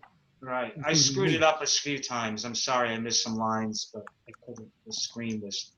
I think I figured it out now how to do it. Yeah. Well, this was great, and this is really such a wonderful a way to explore the play and to explore these different ideas about it. I mean, like in terms of whether is Shylock being. I don't think of Shylock the plays. My reasons why I don't. Actually, I just want to say that Ron Rosenbaum, who's a wonderful writer and who wrote a book, The Shakespeare War, it's all about Shakespeare. Someone gave a talk once where he felt that The Merchant of Venice is an anti-Semitic play, and he didn't feel it should be performed. It is one of the most popular Shakespeare plays, and it is performed a lot, and a lot of it because it's very controversial, and it is, of course, far and away the most popular Shakespeare play that they perform in Israel. And really? That's interesting. So yeah, I mean, because I don't really see Shylock as a villain. I see him as a human. I see him as a hero in a lot of ways. There's lots of sort of things where in the court where he's like, well, you're saying, well, I say you have slaves. Why don't you give your slaves, marry them to your daughters? Not only that, they came to him. He didn't come to them. They came to him and asked him for money. Yeah, that was what he had to do. He couldn't be in the trade business. The Jews weren't allowed. This is what he did. They knew he had to charge interest. That's how he made his living. He's got a total reason for that. Yeah, they don't make him perfect. Right. And my other reasons why feeling it's not anti-Semitic is also because you have other Jewish characters who don't agree with Shylock in a lot of ways. I mean, Jessica runs away and converts, and I think in a lot of ways can be made to see somebody as like a Jew who's forced to convert by anti-Semitic persuasion. But and also Tubal, I mean, the way when he's giving him that, great little scene where it's like, oh, he's getting so upset about these things, like, oh, well, this happened. Good news and bad news and good news and bad news. And then He's having a good time with it. Yeah, I mean, the Tubal doesn't really. I mean, we don't get the Tubal approves of Shakespeare, so this isn't like portraying Jews as part of some great Jewish conspiracy, as Christopher Marlowe did in Jew of Malta, which is a seriously anti-Semitic play. And that's why I think he wrote this, because the Jew of Malta was written when? Yeah, the Jew of Malta was written first. And so that's why he said, okay, fine, I'm going to call this one The Merchant of Venice. Yeah, well, I don't know all of the. I mean, these are things that we can speculate about that are very, very interesting. But every time I've done readings of Antonio, I've tried something that hasn't worked. It just comes off as bad acting. Oh, in the courtroom scene. I've just been reminded. I'd like to ask everyone here if you'll be in Sir Thomas More, which is going to be on May Day. I need people. Yes, I will send you a thank you to everybody and send you information about this, because it's going to be next Friday, May 1st at 4 p.m. Eastern time, which will be 1 p.m. Pacific. So if you also know of people on the West Coast who might want to be involved, they should also reach out to Eleanor about that. And I think that, Tony, did you have something you'd wanted to say? Two things. If anybody wants to find out what possibly happened to Jessica after the events of the Merchant of Venice, the BBC broadcast a play called The Wolf in the Water, which supposedly takes place some years afterwards, and which I have a copy of, and I'm willing to share with anyone who wants it. I'd like to see that. What does? No, it's a radio play. Oh. And second of all, tomorrow, if you go on the BBC iPlayer website, they will be broadcasting a new production of Henry IV Part 1 tomorrow at 2 o'clock Eastern Time, 2:30 Eastern Time. Wow. Oh, that's great. Great. Yeah, there's a lot of good stuff going on.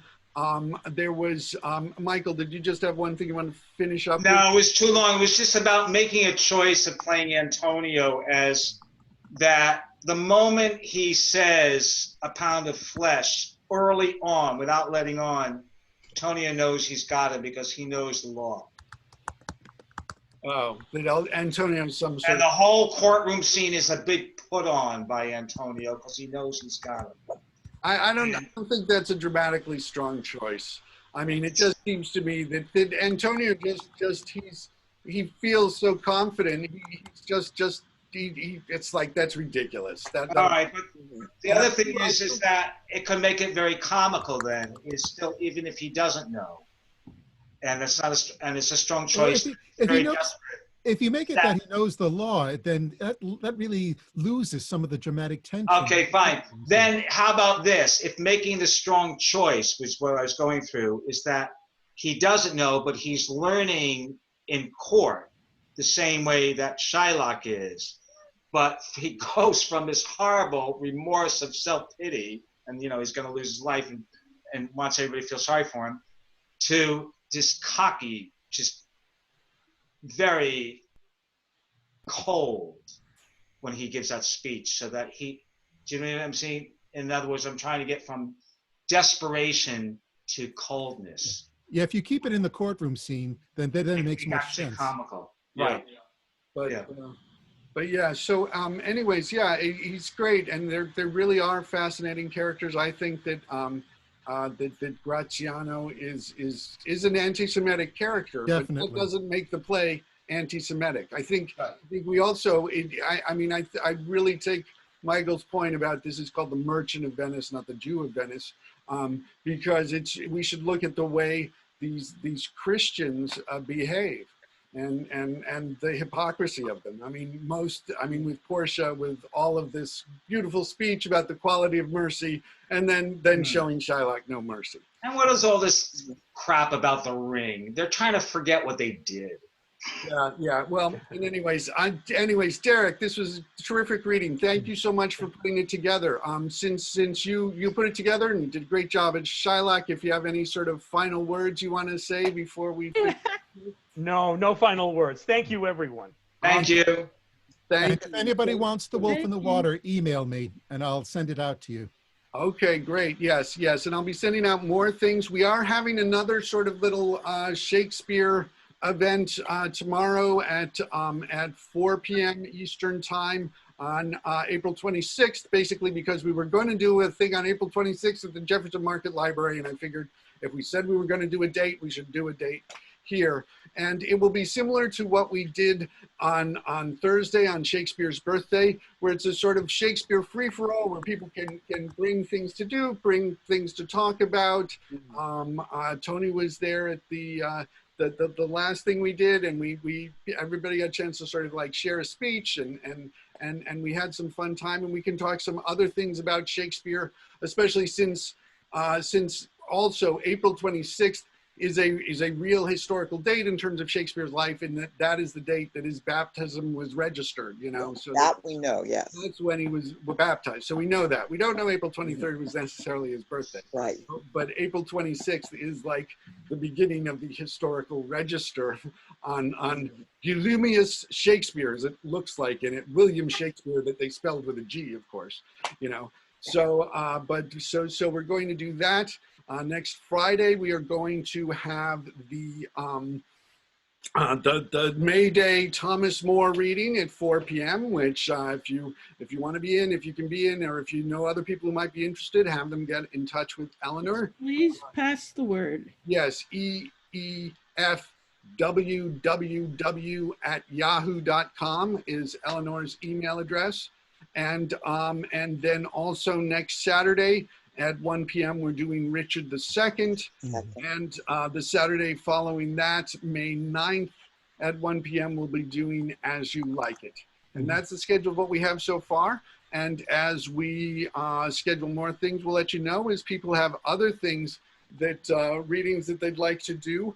It's great. It's really great having Toby here, who was here in the very first year of Instant Shakespeare, and also Julie and Tony, who I believe sort of started in like the second year. Yes, Second or third year. Others who've been doing it for quite a while, and Derek, who's just been playmastering for so many years. Have you done all of the plays yet, Derek, or are you? Oh, no, I still have a lot to go. Okay. At least a decade's worth. All right. Derek, Paul, if we want to do a reading, do we do it through your account, or do we set up, because I don't know if I can set up my own. At this point, what I have done is I've sort of set up my account as an account with the sort of seminar features, so that we can have people doing these for a longer time, and we can set up it where we have panelists and attendees. That's the sort of the webinar setup. I mean, people can set up meetings. If you have your own Zoom account, you can set up meetings with people. You can have one-on-one meetings that can go on like without any time limit.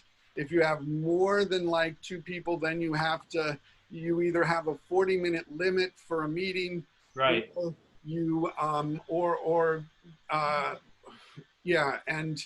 sometimes one time when I was doing it and I had a 40-minute limit and they said they could exceed it, but they won't necessarily do that and probably won't do that other times. But there's sort of the regular account where then you can have meetings with people up to 100 people and no time limit. But yeah. So if I wanted to do a Playmaster this, I would go through the webinar account, which is your account. Yeah. So let me know what you want to do and when you want to do it, and yeah, we can get that into the schedule. I mean, well, this thing doesn't look like it's going to end soon, does it? I mean, are we going into May now? We're going to be doing more. Probably at least May 15th, I'd say. Yeah. And I'm thinking, I mean, basically the public library, which we don't know when they're going to reopen, but they had already canceled all of their events through the end of May. So the earliest we were going to start with events through the theater were in June. So I mean, we're doing this at least until then, and it could be longer. It could be, I mean, yeah, we're in theater. We don't know. How do you do theater with people maintaining social distancing? I mean, it doesn't. Yeah, it's no Delacorte this year. I know. No Richard II. So you have a Richard II already. Who's Playmaster then? Jonathan Brahms. Yeah, Jonathan. Yeah, he very much wanted to Playmaster it, and so yeah, that's going to be next. I think he's got it all fully cast, but Yeah, I saw an email come in. I'm in it. I saw an email come in while we were reading that looked like it's the full cast, but I didn't really take a look. Yeah, no, I know. It's just, But yes. And so, if you have things, if you have other readings you want to put together, and people you want to do things with. You have an As You Like It already, right? You're somebody who's doing As You Like It? Yeah, I am. Finger Yes. Two Saturdays. Yeah. Because I'd love to be in that. She's already cast it. I It's think, Vicky. I think Still most looking for of the parts, people. I think, but I can't make out who's saying things. Okay. Because Vicky was assigned to do it, and we had been speaking about it, but she's not. She's like me with not being very computer savvy. But maybe if we can use the webinar account. Yeah, no, we can do that. And I've reached out to most of the Playmasters had expressed a preference in terms of wanting to do them when we could do them live. And Right. so I let them know that, I mean, because it's like we don't have to just do like one production of As You Like It. I mean, because Vicky is going to do As You Like It whenever we can get it together and do them in real life. And if other people want to do things, I really appreciate that Derek stepped up to Playmaster in this new medium, as Eleanor is doing next week, and Jonathan Brahms next week, and Jennifer Finger doing the week after for As You Like It. And I believe Jennifer is probably still looking for people. So if, anyways, I will send an email. Do me a favor. Put me down for Much Ado About Nothing, because I think I was supposed to do that one anyway in May, wasn't I? Okay, well, yeah. What sort of time would like to be doing that at, and we can see about getting. To tell you the truth, I would love to do like this other group I do a 7:30 in the evening. I do the 7:15 call and start at 7:30. If anybody likes to do evening ones. I've done a couple of things like this past week, like our Shakespeare event, and another webinar about putting together your own readings that I did at 7:30. And so I'm thinking maybe make like regular times on Saturdays at 1, possibly Sundays at 4, and possibly like Wednesdays at 7:30. I can't do Wednesday because that's when I do the other group, but any day but Wednesday. Any day but Wednesday. All right. Yeah. A Thursday be it then, maybe. Thursday. Why not? Sure. Yeah. Okay. Okay, so once again, thank you so much. Thank you to our attendees. Thank you, Mom. Thank you, Lulu. Thanks for doing this. As I say, I believe this is live on YouTube, and so it should be there. I wasn't able to start it at the beginning, so it starts somewhere through. And but anyways, thank you all so much for doing this. Thank you, Derek, and have a great. A weekend, not that you can tell it from the rest of the week. Okay. Yeah. Thank you. I have to figure out how to get off. Bye-bye. Bye-bye. There's nothing good or bad, but thinking makes it so. Oh, yes. Bye. Oh, plague isn't bad?